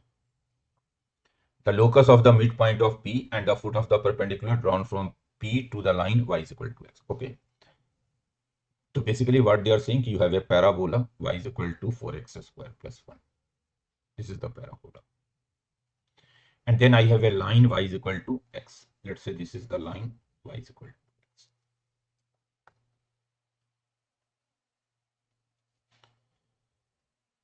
P is a variable point on the parabola anywhere. Let's say here is the point P. And then you are drawing the perpendicular from P to the line. Locus of the midpoint of the point P and the foot of the perpendicular drawn from P to the line y is equal to. So let's draw a perpendicular from P to the line y is equal to x. Let's say PQ. It is perpendicular here. So now you have to get the locus of the middle point of PQ. But you have to find the locus of the middle point of PQ. And see, any point on this parabola y is equal to 4x square plus 1 can be taken as t comma 4t square plus 1. I can choose this P point on the parabola as t comma 4t square plus 1 because it is lying on the parabola. And Q point is on the line y is equal to x. Q point is on the line y is equal to x, so I can choose it as alpha comma alpha. Now I need the locus of the middle point of PQ. So let's say middle point of PQ is x comma y. Middle point of PQ is, let's say, x comma y. So now you have to relate x and y by eliminating t and alpha. T and alpha should be eliminated here. Right. So see, x can be written as, in fact, use midpoint formula. So 2x will be t plus alpha. Just use midpoint formula. And 2y will be 4t square plus 1 plus alpha. 2x will be t plus alpha and and 2y will be 4t square plus 1 plus alpha. Now alpha can be straight away eliminated. Just subtract these two. Just subtract these two. So alpha will be eliminated. So alpha will be 2x minus t from the first one. And from the second one, alpha will be 2y minus 4t square minus 1. Right. So 2x minus t from the first one and 2y minus 4t square minus 1 from the second one. One more thing I can write here. The slope of the line y is equal to x. The slope of the line y is equal to x is 1. So therefore slope of PQ must be minus 1. Slope of PQ must be minus 1. And PQ slope can be written as, can I get T from here?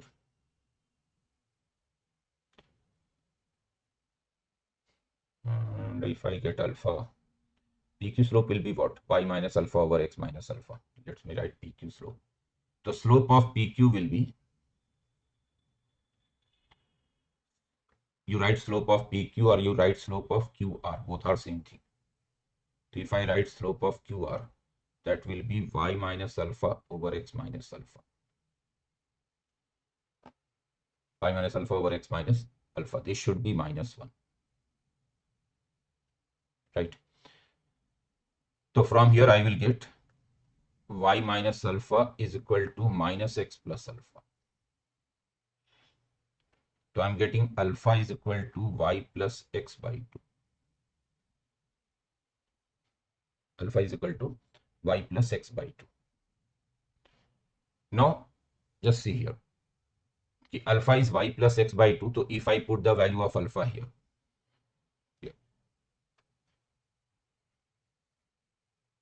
in this one, the y plus x by 2 is 2x minus t. So from here you will get the value of, what? T. T will be what? 2x minus y plus x by 2.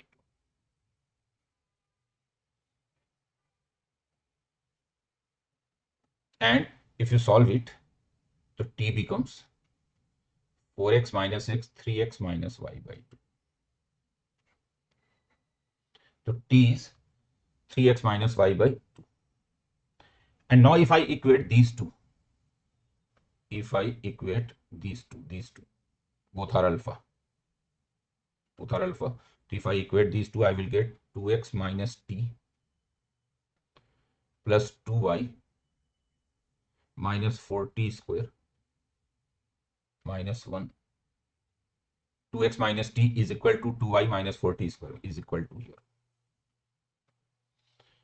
So 2x minus t is 2y minus 4t square minus 1.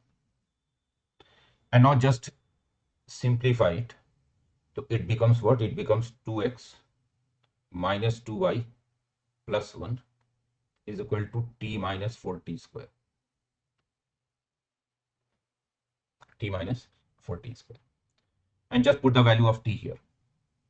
T, so 2x minus 2y plus 1. T is what? 3x minus y by 2 minus 4 times 3x minus y by 2 whole square.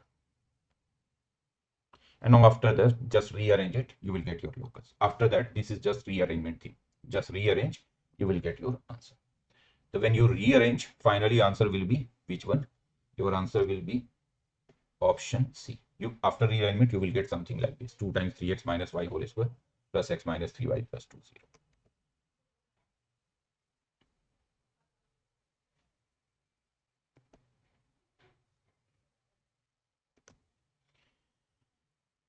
Next question is again from binomial. You have to get the coefficient of x raised to 10 in this expansion, right? Now, how will you get coefficient of x raised to 10 here? So let's expand 1 plus x whole square. It can be written as 1 plus 2x plus x square. Then 1 plus x square whole cube. It can be written as 1 plus 3x square plus 3x4 plus x6. Then 1 plus x cube whole raised to 4. It can be written as 1, 4c0. Then 4c1 is 4, x cube. Then 4c2 is 6, x6. Then 4c3 is again 4, x raised to 9. And then x raised to 12. Just expand. Now if you multiply these three brackets, how will you get x raised to 10? Just try to get x raised to 10 by multiplying these three brackets. So see, if I take 1 from the first bracket, so that means that from second and third bracket, I should get x raised to 9 after multiplication. From second and third bracket, I should get x raised to 9. So how will you get x raised to 9 from second and third bracket? So one thing is, let's multiply 1 with 4x9. So 1 into 4. 1 with, sorry. I need x raised to 10. So if I take 1 from the first bracket, constant term, then in that case, I need x raised to 10 from other two brackets. Means by multiplying next two brackets, second and third bracket, I should get x raised to 10. So let me change it. So from the first bracket, I picked 1, means constant term. So from next two bracket, I will pick those two terms whose product gives you x raised to 10. So how will you get x raised to 10? Obviously, from this one, you cannot get x raised to 10. 3x square, you cannot get x raised to 10. 3x4 and 6x6 gives you x raised to 10. 3x4 and 6x6 gives you x raised to 10. So 3 into 6. 3x4 and 6x6 gives you x raised to 10. So that will be 3 into 6. And then x6, x4, x6 will not give you x raised to 10. So from 1, I can get x raised to 10 in 18 ways. Now, if I pick 2x from the first bracket, in fact, let me write all the terms just for better clarity of you. If I pick 1 from the first bracket, then 3x4 from the second bracket, and 6x6 from the third bracket. So see, I will get x raised to 10, right? Next possibility is if I pick 2x from the first bracket, so from next two brackets, I should get x raised to 9 by multiplication. So one possibility will be 2x from the first bracket, 1 from the second bracket, and 4x 9 from the third bracket. This is one possibility. 2x into 1 into 4x 9. Or I can get 2x from the first bracket. Can I get 3x square? No. 3x4, yes. So I can get 3x4 from the second bracket. So in fact, I should get 9. No? So 3x4, no, it's not possible.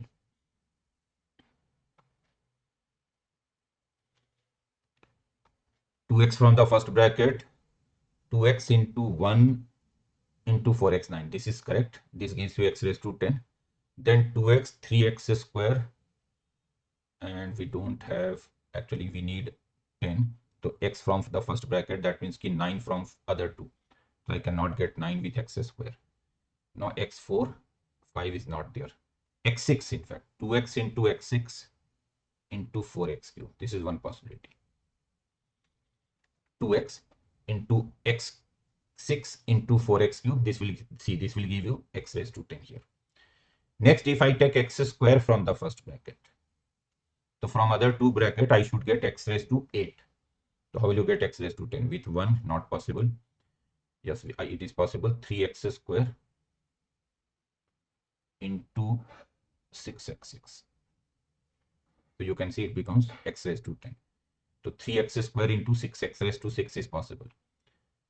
Then 3x4, not possible. x6, not possible. So see, here you are getting what coefficient you are getting? You are getting 18 here. Here you are getting 8. Then again 8. Then again 18. 18 here. Then 8 here. Then 8 here. Then 18 here. So it becomes 52. 52 will be the correct answer.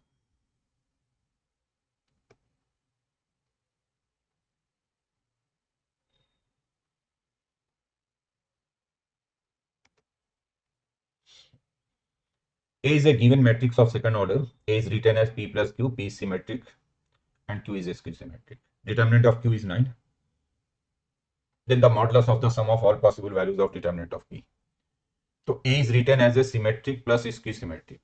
P is symmetric, Q is a skew symmetric. So see any matrix A, if you have to write any matrix A as a sum of symmetric and skew symmetric, so A can be written as half A plus A transpose plus half A minus A transpose.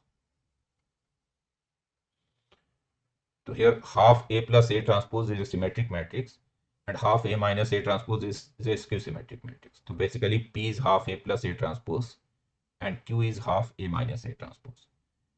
So A is given to you. What will be A transpose? A transpose will be, just take the transpose of A. The first row becomes first column and second row becomes second column, alpha 0. First row, first column, 2, 3, second row, second column. Now what is P? P is what? Half A plus A transpose. Just add A or A transpose. So that will be 4, 3 plus alpha, 3 plus alpha and 0. And Q will be what? Half A minus A transpose. So that is 0, 3 minus alpha, alpha minus 3 and 0. Now they have given determinant of Q is 9. Determinant of Q is 9. So what is determinant of Q? Determinant of Q will be, just take half inside. You can write it like this. Q is basically 0, 3 minus alpha by 2, alpha minus 3 by 2, 0. So determinant of Q will be what? Determinant of Q will be 0, minus taken common here. So minus alpha minus 3 by 2 whole square. Plus in fact here. It is 9. Because minus taken common, so that will be 0 plus alpha minus 3 by 2 whole square. So this gives you alpha minus 3 by 2 plus minus 3. So this gives you alpha minus 3 is equal to plus minus 6. Hence alpha will be either 9 or minus 3. Now they are asking what will be the modulus of the sum of all possible values of determinant of P. So see, P can be written as 2, 3 plus alpha by 2, 3 plus alpha by 2 and 0. So what is determinant of P? Determinant of P is minus 3 plus alpha by 2 whole square. Minus 3 plus alpha by 2 whole square. Now they are asking the modulus of sum of all possible values of the determinant of P. So if alpha is 9, then determinant of P is what? 9 plus 3 by 2, so minus 36. And if alpha is minus 3, so then determinant of P is 0. The sum of possible values of determinant is minus 36. But they are asking absolute value, modulus of the sum of that. So modulus of sum will be mod of minus 36, which is 36. So option D is the correct option here.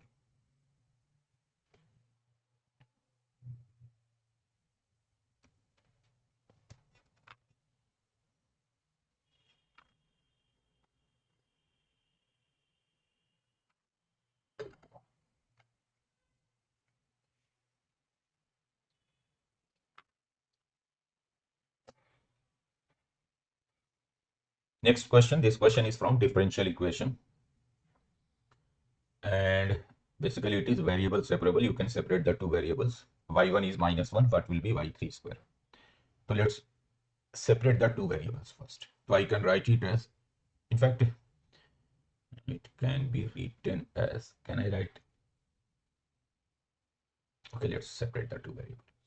So it is what? It is e raised to x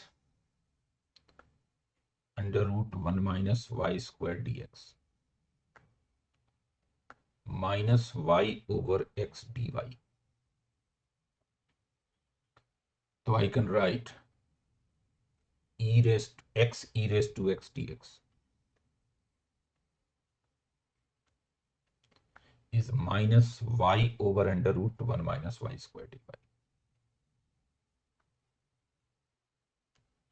Just separate the two variables. So x e raised to x dx minus y over under root 1 minus. Let's integrate. Left hand side you can integrate using by parts. The first function x, integration of second e raised to x minus a new integration containing the derivative of first, again e raised to x. This is the left hand side.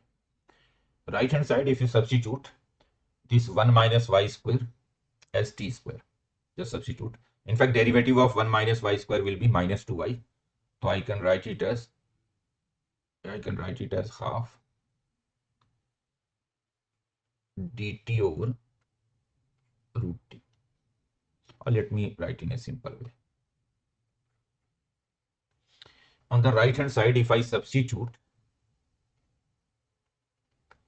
1 minus y square as t square, 1 minus y square as t square means under root 1 minus y square is t. So when you differentiate, to minus y dy becomes t dt. So right hand side is basically t dt over t. Minus y dy is t dt and under root 1 minus y square is t. So now it is what? X minus 1 e raised to x. E raised to x taken common.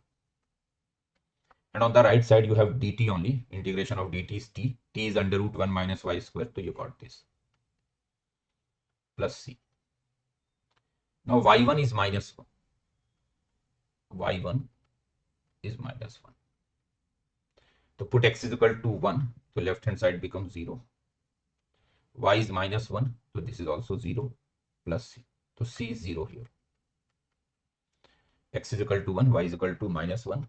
So c will become 0. Now they are asking y3. What will be y3? So put x is equal to 3. So this is 2 e raised to 3. Right hand side is under root 1 minus y square. So this gives you 4 e raised to 6 1 minus y square. And hence y square is 1 minus 4 e raised to 6. And they are asking y square only. Y3 square means the value of y square when x is 3. So option C is the correct option here. Fourth, C option, third option.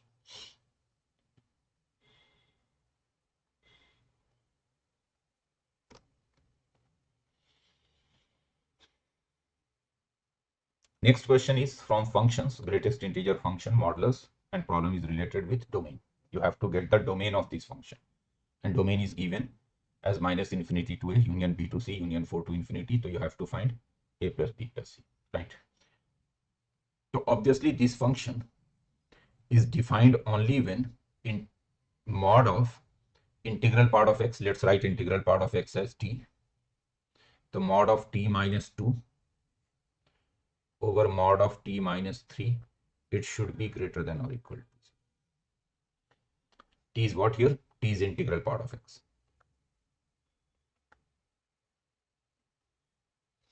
The mod of t minus 2 over mod of t minus 3, it should be greater than or equal to 0.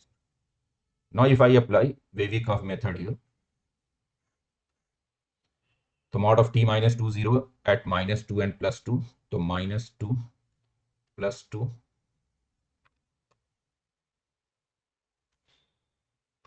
minus 2 plus 2, then minus 3 plus 3. Let's write the sign scheme. Wavy-Curve method, positive, negative, positive, negative, positive. Greater than or equal to 0. So that means t is either less than minus 3 or t lies between minus 2 and 2 with equality sign, or t is greater than 3. Three possibilities. T is either less than -3 or between -2 and 2 or greater than 3. Now t is what? Integral part of x. So integral part of x is less than -3 or it lies between -2 and 2 or it is greater than 3. Now integral part of x is less than -3. So therefore x must be less than -3. X must be less than -3. Integral part of x is between -2 and 2. So obviously x will be from integral part of x is -2 when x lies between -2 and -3. X will be from -2 to 3. And here x will be greater than or equal to 4. Integral part of x is greater than 3, so x cannot be less than 4. So now you can see that the domain is given to -infinity to a, so a is -3 here. Then b to c, so b is -2 and c is +3.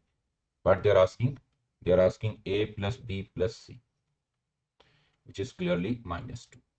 So -2 is the correct answer here, which is option C.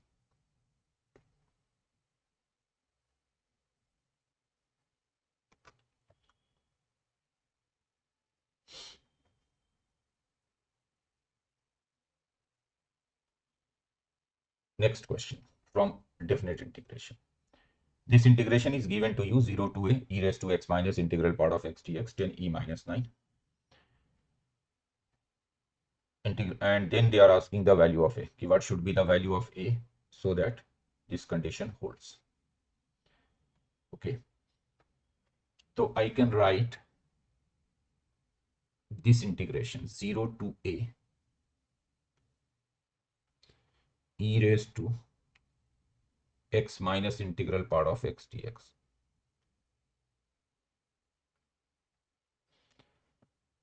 I can write it as 0 to n plus f e raised to x minus integral part of x. Actually, n I have taken integral part of a and f I have taken fractional part of it. Now x minus integral part of x is a fractional part of x. It is periodic function with period 1. And this integration I can write 0 to n e raised to x minus integral part of x dx. And then n to n plus f into n plus f e raised to fractional part of x dx. N to n plus f. And since it is a periodic function with period 1, so you write n to n plus f or you write 0 to f, both are same thing. Both are same thing. So you can write 0 to f only. E raised to x minus it. See what I've written 0 to n, then n to n plus f. And n to n plus f is same as 0 to f because function is periodic with period 1. X minus integral part of x is a periodic function with period 1. Now this 0 to n can also be written as n times 0 to 1. And in 0 to 1, actually integral part of x is 0 only. So it becomes e raised to x dx. Integral part of x is 0 in 0 to 1. And same here also. 0 to f e raised to x dx. Now when you integrate and substitute the limit here, so you will get n times e minus 1 here. And here you will get e raised to f minus 1. N times e minus 1 plus e raised. Now just by observation, I can say that I need 10 e minus 9. So n must be 10. It should be equal to 10 e minus 9. So n must be equal to 10. N must be equal to 10.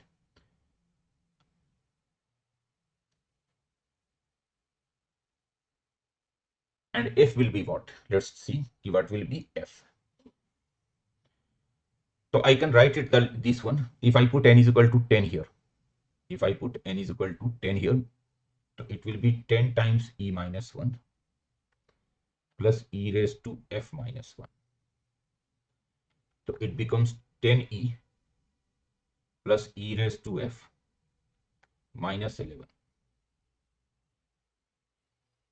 10e plus e raised to f minus 11.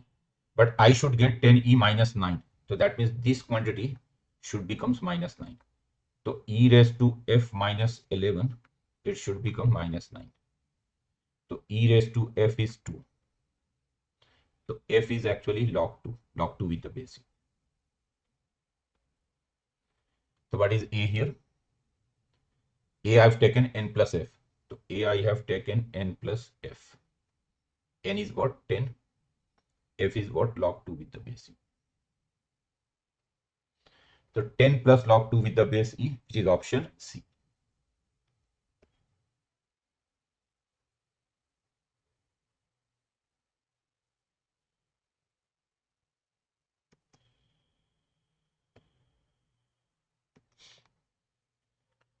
Two dice A and B are rolled. That the number obtained on A and B are denoted by alpha and beta. If the variance of alpha minus beta is P by Q, so then sum of positive divisors of P and Q.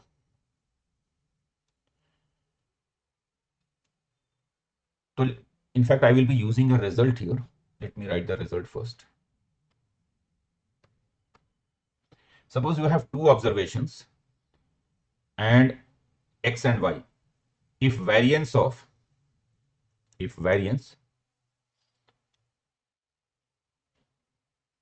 x is, let's say,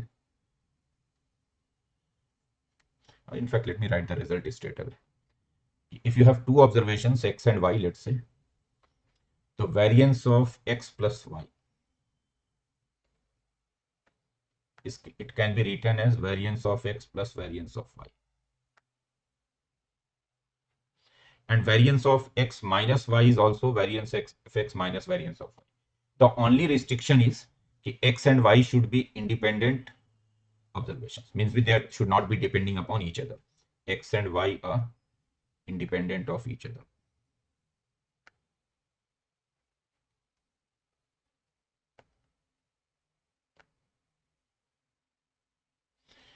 So here when you toss two coins, so whatever number, sorry, you are tossing, you are throwing two die.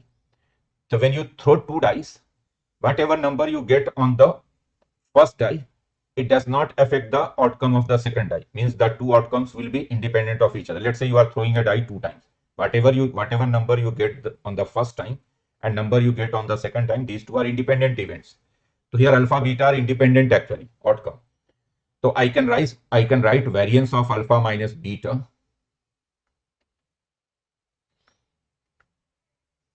is equal to variance of alpha plus variance of beta straight away. So now let's get, and in fact variance of both will be same also here, because when you are throwing two dice, so alpha can be what? First number can be what? Alpha can be 1, 2, 3, 4, 5, 6. So the number that you are getting, that can be 1, 2, 3, 4, 5, 6.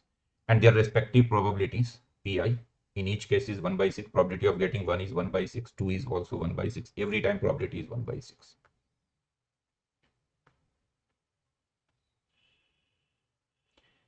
The mean will be what? Mean will be simply mean will be simply 1 into 1 by 6, 2 into 1 by 6, 3 into 1, and P simply just multiply. P mean will be alpha multiplied with Pi probability. So that will be 1 by 6, 1 into 1 by 6, 2 into 1 by 6, so 1 plus 2 plus 3 up to 6.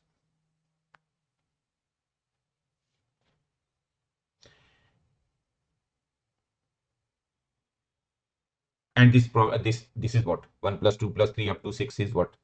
It is 7 by 2. The variance will be what? Variance of alpha. That will be sigma alpha square Pi minus a square of the mean, 7 by 2 also.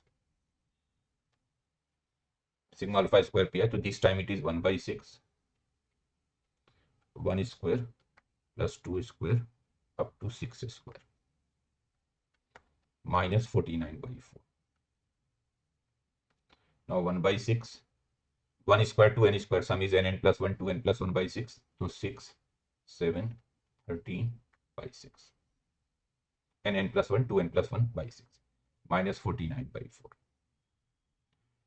So it is what? It is 13 into 7, 91 by 6 minus 49 by 4. Take the LCM. LCM is 12. It is 182 here and 147 here. It is 35 by 12. And similarly, variance of beta is also 35 by 12. Same.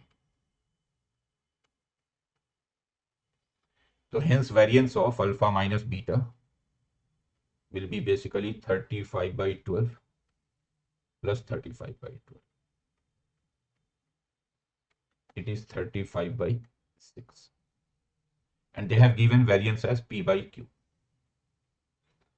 So P is 35 here.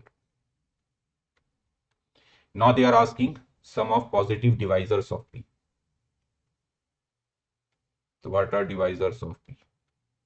Divisors of P are 1, 5, 7, 35.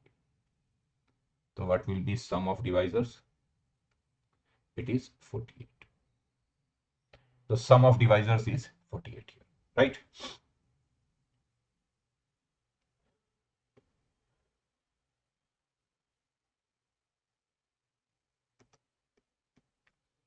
Next question is based on quadratic.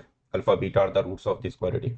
In fact, this is based on quadratic and complex number. Some part of complex number will also be involved here, cube root affinity. And then alpha raised to 96, alpha raised to 12 minus 1, beta raised to 96, beta raised to 12 minus 1. This is what they are asking.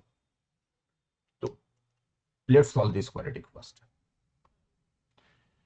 I can write this quadratic as x square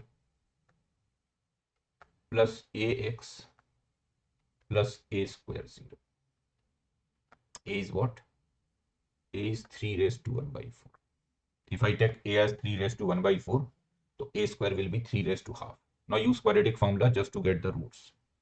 So x will be minus a plus minus under root a square minus 4a square minus 3a square by 2. So you are getting minus 1 plus minus root 3 iota by 2 multiplied with a.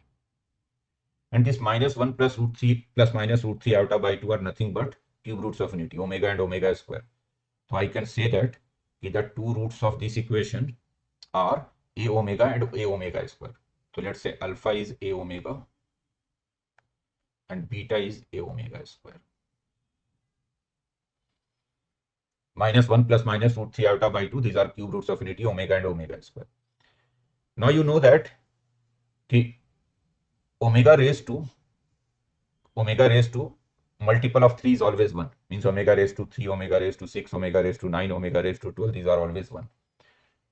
So you can say that the alpha raised to 96 is what? A raised to 96, omega raised to 96. And omega raised to 96 is 1. So it is a raised to 96. And a is 3 raised to 1 by 4. So it is 3 raised to 24. Same if you get beta raised to 96, you will get the same value, 3 raised to 24. Now if you get alpha raised to 12, so that will be a raised to 12, omega raised to 12. Omega raised to 12 is 1. So it is a raised to 12. And a raised to 12 will be a is 3 raised to 1 by 4. So a raised to 12 will be what? A is actually 3 raised to 1 by 4. So a raised to 12 will be what? 3 cube. So beta raised to 12 is also 3 cube. So now you have to find alpha raised to 96, alpha raised to 12 minus 1, beta raised to 96, beta raised to 12 minus. and both are giving you the same value, alpha raised to 96, beta raised to 96, both are same. Alpha square, alpha raised to 12, beta raised to 12, both are same. So you can write it as 2 times alpha raised to 96, alpha raised to 12 minus. It is 2 times alpha raised to 96 is what? 3 raised to 24. Alpha raised to 12 is 3 cube minus 1. So basically it becomes 52 multiplied with 3 raised to 24. Means option B is the correct option here. Second option. Right?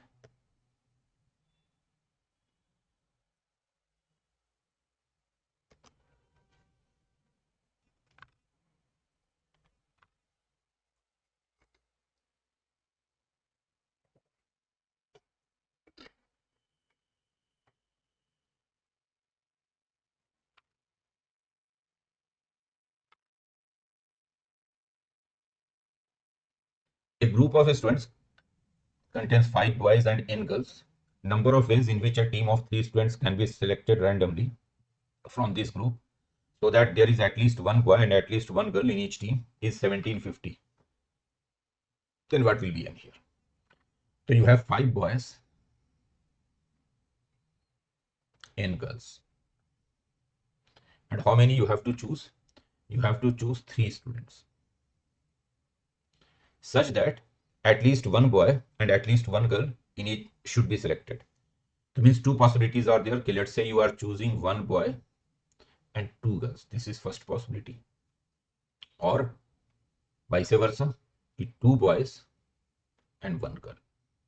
Only 2 possibilities are there. 1 boy, 2 girls, or 2 boys, 1 girl. And the number of ways is 1750. So it is 1750 actually. Now if you solve it, you will get 5 times NC2 is NN minus 1 by 2. 5C2 is 10, 10N, 1750. Now let's take 5 common. So you are getting NN minus 1 by 2 plus 2N divided by 5 here. So 350. Now if you simplify it, you will get N square plus 3N is equal to 700.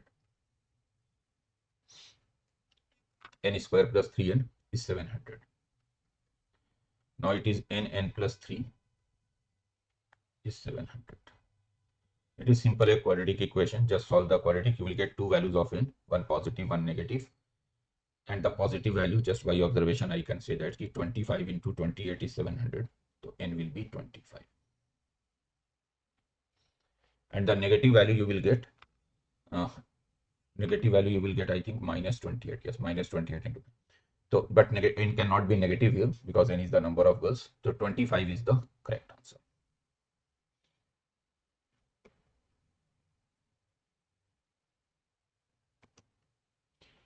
This question is from vectors. A vector given, B vector given, A dot C given, which is mod C minus A given, which is 2 root 2. Angle between A cross B and C is given, pi by 6. So then you have to find mod A cross B cross C. So first, let's see this information. Mod C minus A is 2 root 2.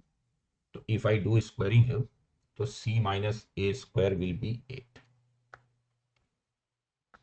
And C minus A square can be written as C square plus A square minus 2C dot A. It is 8. C square I don't know. Let's leave it as it is. A square I can find from here. A square is 4 plus 1 plus 4, which is 9. C dot A is given as C only, so it is 2C, 8. So you can see that it becomes a perfect square, C minus 1 whole square. C is 1. Now what they are asking? They are asking mod A cross B cross C. The first, since A and B are known here, so I can find A cross B. So let's find A cross B first.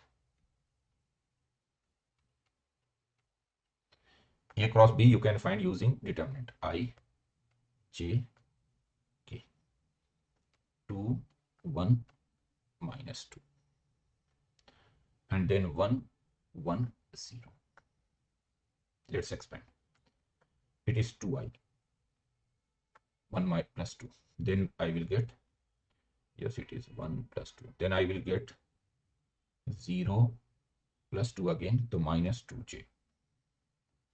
And then I'm getting 2 minus 1 plus k. So it is actually 2i minus 2j plus k. Now what is mod A cross B cross C? It can be written as mod A cross B, mod C, and sine theta, where theta is the angle between A cross B and C. And angle between A cross B and C is given as pi by 6. You know that when you are taking the modulus of cross product mod A cross B, so that will be mod A mod B cos theta. So here mod A cross B cross C will be mod A cross B mod C, and sorry, not cos theta, sin theta. Mod of A cross B is mod A mod B sin theta. So mod A cross B cross C will be what? Mod A cross B mod C, and then sin theta. Theta is the angle between A cross B and C, which is given as pi by 6 here. Now mod A cross B you can find from here. Mod A cross B is 3. Mod C is 1. Already done here. Mod C is 1. And sine 30 degrees half. So it is 3 by 2. So means option D is the correct option here.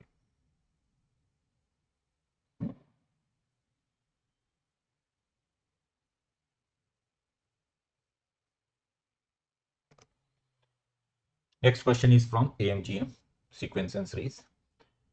M arithmetic means and 3 geometric means are inserted between 3 and 43. Fourth arithmetic mean is equal to second geometric mean. So what will be M? The first time inserting M arithmetic means between 3 and 243. So let's say M arithmetic means are A1, A2, A3 up to AM and then 243. A1, A2, A3 up to AM, these are M arithmetic means between 3 and 43. And since these are arithmetic means, so this sequence becomes an AP. Now what is the common difference of this AP? The common difference of this AP is 243 minus 3 over M plus 1. Actually, there will be in total M plus 2 terms in this AP. The 243 is M plus 2th term. M plus 2th term will be simply 3 plus M plus 1D. So from there you are getting D, which is 240 by M plus 1. I need which M? Fourth M. I need A4. So A1 is 3 plus D, A2 is 3 plus 2D, A3 is 3 plus 3D, A4 will be 3 plus 4D. So it is 3 plus 4 into D. D is 240. So 4 into 240 will be what? 960 over M plus 1. This is A4. Next time inserting how many? 3 geometric means between 3 and 243. So 3, let's say geometric means are G1, G2, G3 and 243. So this is a GP. And you can see that in this GP you have total 5 terms. So 243 is basically 5th term. That can be written as 3R raised to 4. R is the common ratio.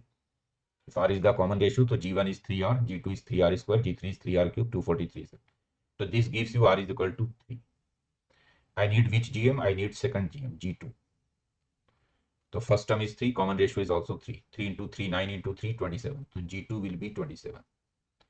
Now they have given that ki A4 and G2 both are same. So that means 3 plus 960 over M plus 1. It is 27. So this gives you 960 over M plus 1, 24. This gives you M plus 1, 40. Hence M is 39 here. So 39 is the correct answer, right?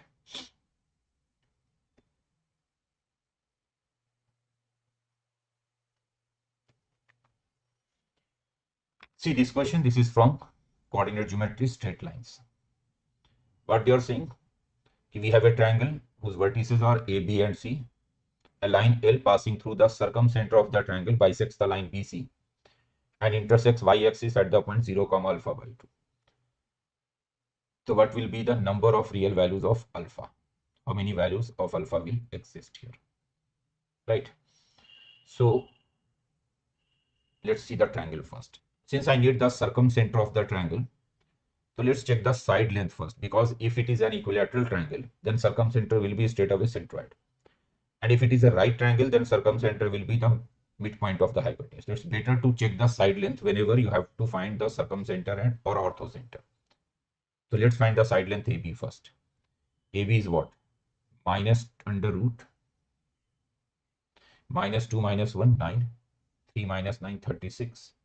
So it is root 45. BC is what? 1 minus 3, 4, 9 minus 8, 1. So it is root 5. And AC is what? 1 minus 2 minus 3, 25. 3 minus 8, 25. So it is root 50. And you can clearly see that it is a right triangle. Actually, AB square plus BC square is AC square. AB square plus BC square is AC square. It is a right triangle. And right triangle AC is the hypotenuse. So basically I have a right triangle here whose hypotenuse is AC. Side length AB is, let's say this is A, B, C. And AC is the hypotenuse. A is what? Minus 2 comma 3. B is what? 1 comma 9. C is 3 comma 8. So then the circumcenter of this triangle, circumcenter of the triangle ABC is basically the midpoint of the hypotenuse. Let's say midpoint of the hypotenuse is P. So that will be 3 minus 2 by 2, 1 by 2, 11 by 2. This is the circumcenter of the triangle. Now a line is passing through the circumcenter of the triangle ABC, bisecting BC. So another line is drawn passing through P and bisecting BC, means passing through the middle point of BC. So a line is drawn something like this. This line is bisecting BC and it is passing through 0 comma alpha by 2 also. So what will be the number of real values of alpha? Number of real values of alpha. Now this point, let me call this point as Q. So since this line is bisecting BC, so Q is the middle point of BC. Q is the middle point of BC. So what will be the Q? Q point will be 3 plus 1 by 2, which is 2, and 8 plus 9 by 2, which is 17 by 2. Now obviously these 3 points, P, Q, and let me call this point as R, are collinear points. P, Q, and R are collinear. So slope of PQ should be same as slope of QR. So slope of PQ should be same as slope of QR. And slope of PQ is what? 17 by 2 minus 11 by 2 over 2 minus half. And slope of QR is 17 by 2 minus alpha by 2 over 2 minus 0. So just solve this equation, you will get alpha from here. And how many are values of alpha you will get? Obviously it is a linear equation, so you will get only, they are asking number of real values of alpha or value of alpha. Oh, value are asking, sorry, not number of. So when you solve this, you will get alpha is equal to 9. Just solve this equation, you will get alpha is equal to 9 from here. Just solve this equation.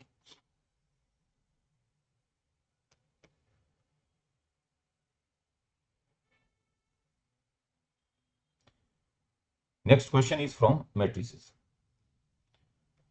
Aij is a 3 by 3 matrix formed using these rules. Aij is minus 1 raised to j minus I if I less than j, 2 if I is equal to j, minus 1 raised to I plus j if I is greater than j. Then what will be 3 times adjoint of 2A inverse?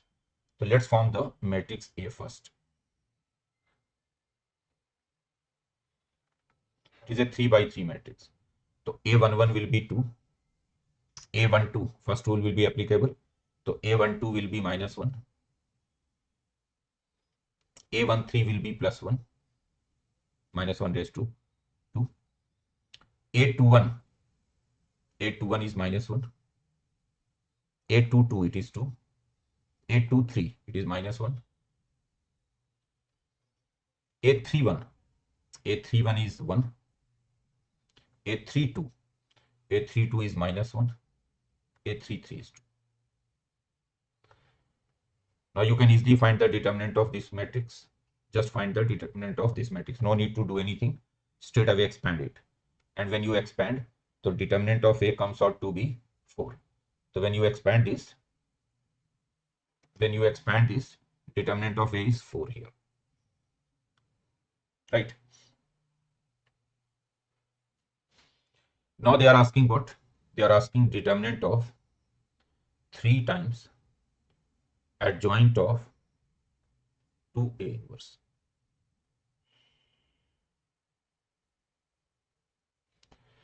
Determinant of 3 times adjoint of 2A inverse. Now some properties will be used here. Let me write the properties for you. These two properties I will use. Determinant of K times A is K cube times determinant of A, if A is a matrix of 3 by 3 order. And determinant of adjoint A is determinant of A square, if A is 3 by 3. So I can write it as 3 cube times determinant of adjoint 2A inverse. 3 cube is 27. Now determinant of adjoint 2A inverse is determinant of 2A inverse whole square. So now this is 27 times, now 2 taken outside, so it will be what? 2 cube times determinant of A inverse whole square. 27, 2 cube is what? 2 cube is 8, and determinant of A inverse is 1 by determinant of A. So it is 1 by 4 whole square. Determinant of A inverse 1. Now it is 27 and 2 square 4. So 108 should be the correct answer.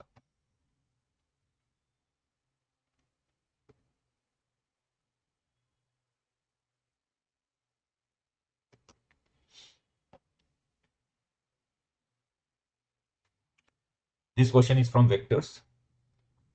V1 and V2 are two vectors. V2 is obtained by rotating V1 through an angle theta in anti-clockwise sense. Tan theta is this, then what will be alpha? So see, V2 is obtained by rotating V1. So obviously mod length will be same. Length of the two vectors will be same. Mod V1 is equal to mod V2. Since you are just rotating the vectors, the length will not change. Let's say this is the vector, I'm just rotating it. The length will not change. Now what is mod V1? Mod V1 is under root 3p square plus 1. And mod V2 is under root 4 plus p plus 1 whole square. Mod V1 is under root 3p square plus 1. Mod V2 is under root 4 plus p plus 1 whole square. Now if I simplify it, it is 3p square plus 1, 4 plus p square plus 2p plus 1. Let's rearrange it. It becomes 2p square minus 2p and what? Minus 4. Or it is p square minus p minus 2 0. It can be factorized as p minus 2 p plus 1. And as it is given that p is positive number here written in the question, p is positive, so therefore p is 2. So that means v2 vector, v1 vector is what? v1 vector is 2 root 3i plus j. And v2 vector is what? 2i plus 3j. Now the angle between these two vectors is theta.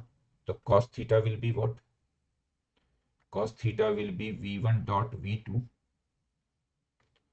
over mod v1 mod v2. v1 dot v2 over mod V1, mod V2. Let's take the dot product. So V1 dot V2 is 4 root 3 plus 3. Just take the dot product of these two. So 4 root 3 plus 3. And mod V1, mod V2. Obviously, modulus of both are same. And modulus is root 13 under root 4 plus 9. So it is 13 here. But they have given you tan theta instead of cos theta. They have written tan theta here. So let's convert. Let's get tan theta from here. So what will be tan theta? So cos is what? Base over hypotenuse. So tan will be what?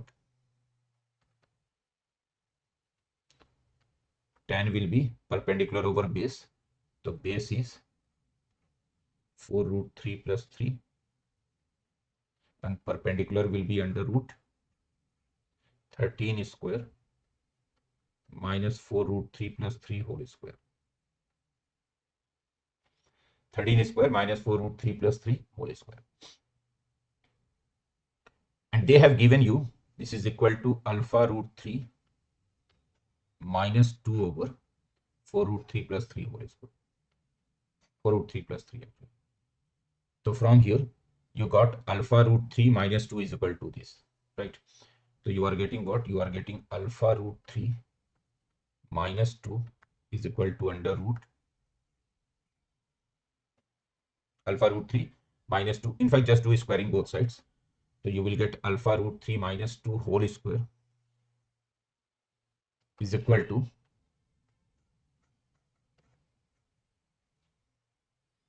you are getting alpha root 3 minus 2 whole square is equal to what 169 minus 4 root 3 square is what 48 plus 9 then minus 12 24 root 3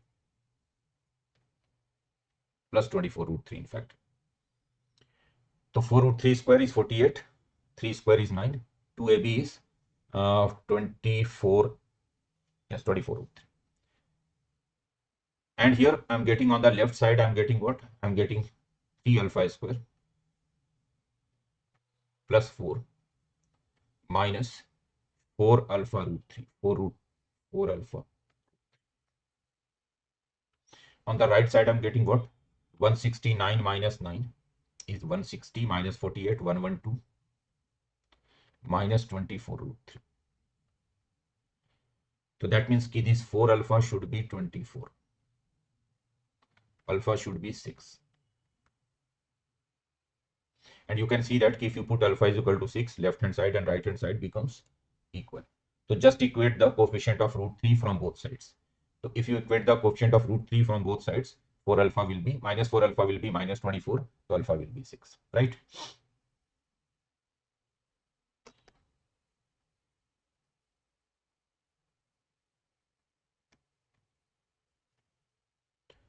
See this question. This is from differentiability. Gx is defined as two rules. The second rule is very simple. It is 4 minus x when x lies between 3 and 4. But the first rule is not that simple. It is complicated one. First rule is maximum of this t cube minus 6t square minus 9t minus 3 when t varies from 0 to x. So what I will do here, okay, let's substitute. Let's suppose this function in t is gt. So gt is what? T cube minus 6t square plus 9t minus 3. And here t varies between 0 and x. And x can go up to 3, maximum 3. X is maximum 3, 0 to 3. So now let's draw the graph of gt to get its maximum. Okay, what will be the maximum of gt when t varies between 0 and x? So to draw the graph, let's differentiate it. It is 3t square minus 12t plus 9. 3 taken common. So t square minus 4t plus 3. This can be factorized as t minus 1, t minus 3. You can see that this function, if you check the sign of that g dash t derivative, so derivative changes its sign at 1 and 3, positive, negative, positive.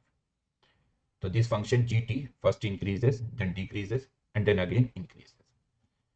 And if I check the value of T at 1, G1. So G1 is what? 1 minus 6 plus 9 minus 3. So it is 1 actually. And if I check the value at 3, G3, so it is 27 minus 54 plus 27 minus 3. It is minus 3 actually. Right? So you can see that GT actually, I'm drawing a graph of GT. So GT actually first goes up, then comes down, and then again goes up like this. This is graph of y is equal to GT, not GX. And this is T axis, not X axis. This is T axis. And T starts from 0 to X. T is starting from 0 to X. It is 1 actually. This turning point is 1. This turning point is 3. Right. And T starts from 0. Let's say 0 is here. So see, if I choose X between 0 and 1, if I choose X here between 0 and let's say X is here between 0 and 1. So if X, let's say, lies between 0 and 1. So you can see that in this interval from 0 to X, when T varies from 0 to X, T is varying from 0 to X. So you can see that when T varies from 0 to X, this function is increasing throughout. Function is increasing throughout till X. So obviously maximum value will be at X. GT is increasing. GT is increasing in this interval. The maximum of GT will be at X, means maximum of GT will be GX only. And GX is what? X cube minus 6x square plus 9x minus 3. So maximum of GT is GX. But when I take X, if I take X between, let's say I'm taking X between, X is, I'm taking, let's say, greater than 1. Means greater than or equal to 1. Let's say X is somewhere between 1 and 3, anywhere. Let's say X is here. Let's say X is here. So now when T varies between 0 and X, T varies with, so your graph will first increase, take the maximum value at 1 function value is 1, and then it will decrease. It will decrease. So if I take X greater than or equal to 1, so T is varying between 0 and X. So you can see that in this case, your graph first increases, takes the maximum value 1 and then decreases. So that means the maximum of GT will be 1 in this case. Maximum of GT will be 1. Graph first increases, take the maximum value, then goes down. So now you can write your function GX now. Your function GX is what? When I'm taking X between 0 and 1, so your function maximum of GT is GX only. GX means it is X cube minus 6x square plus 9x minus 3. But when I'm taking X between greater than or equal to 1, means when I'm taking X between 1 and 3, obviously X can go at most 3 in this case. In the first rule, X can go at most 3. So maximum of GT is 1. And when I'm taking X greater than 3, 3 to 4, here. So in 3 to 4, it is given as 4 minus X. Now check the continuity of this function first. So you can see that this function is always continuous. Left limit at 1 is 1, right limit at 1 is also 1. So function is continuous at 1, and actual value at 1 is also 1.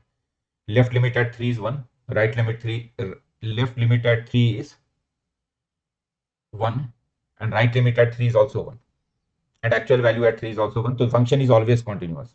GX is always continuous in its domain. No discontinuity here. Now let's check the differentiability.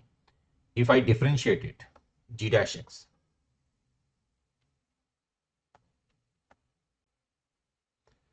So derivative is what? 3x square minus 12x plus 9. This is when x lies between 0 and 1. 0 when x lies between 1 and 3. And minus 1 when x is lying between 3 and 4. Now you can see that if I check the left derivative at g dash x, Lg dash 1, so it is 0. The right derivative at g is also 0. So left derivative and right derivative both are 0 at 1, means function is differentiable at 1. At 1 it is differentiable. But if I check left derivative at 3, it is 0. And right derivative at 3, it is minus 1. Means function is not differentiable at 3. So 3 is the only point where function is not differentiable. They have asked at how many points this function is not differentiable. So your answer should be 1. There is only one point at which the function is not differentiable. Means final answer to this question is 1. So at 1 this function is not differentiable. Right? Chalo.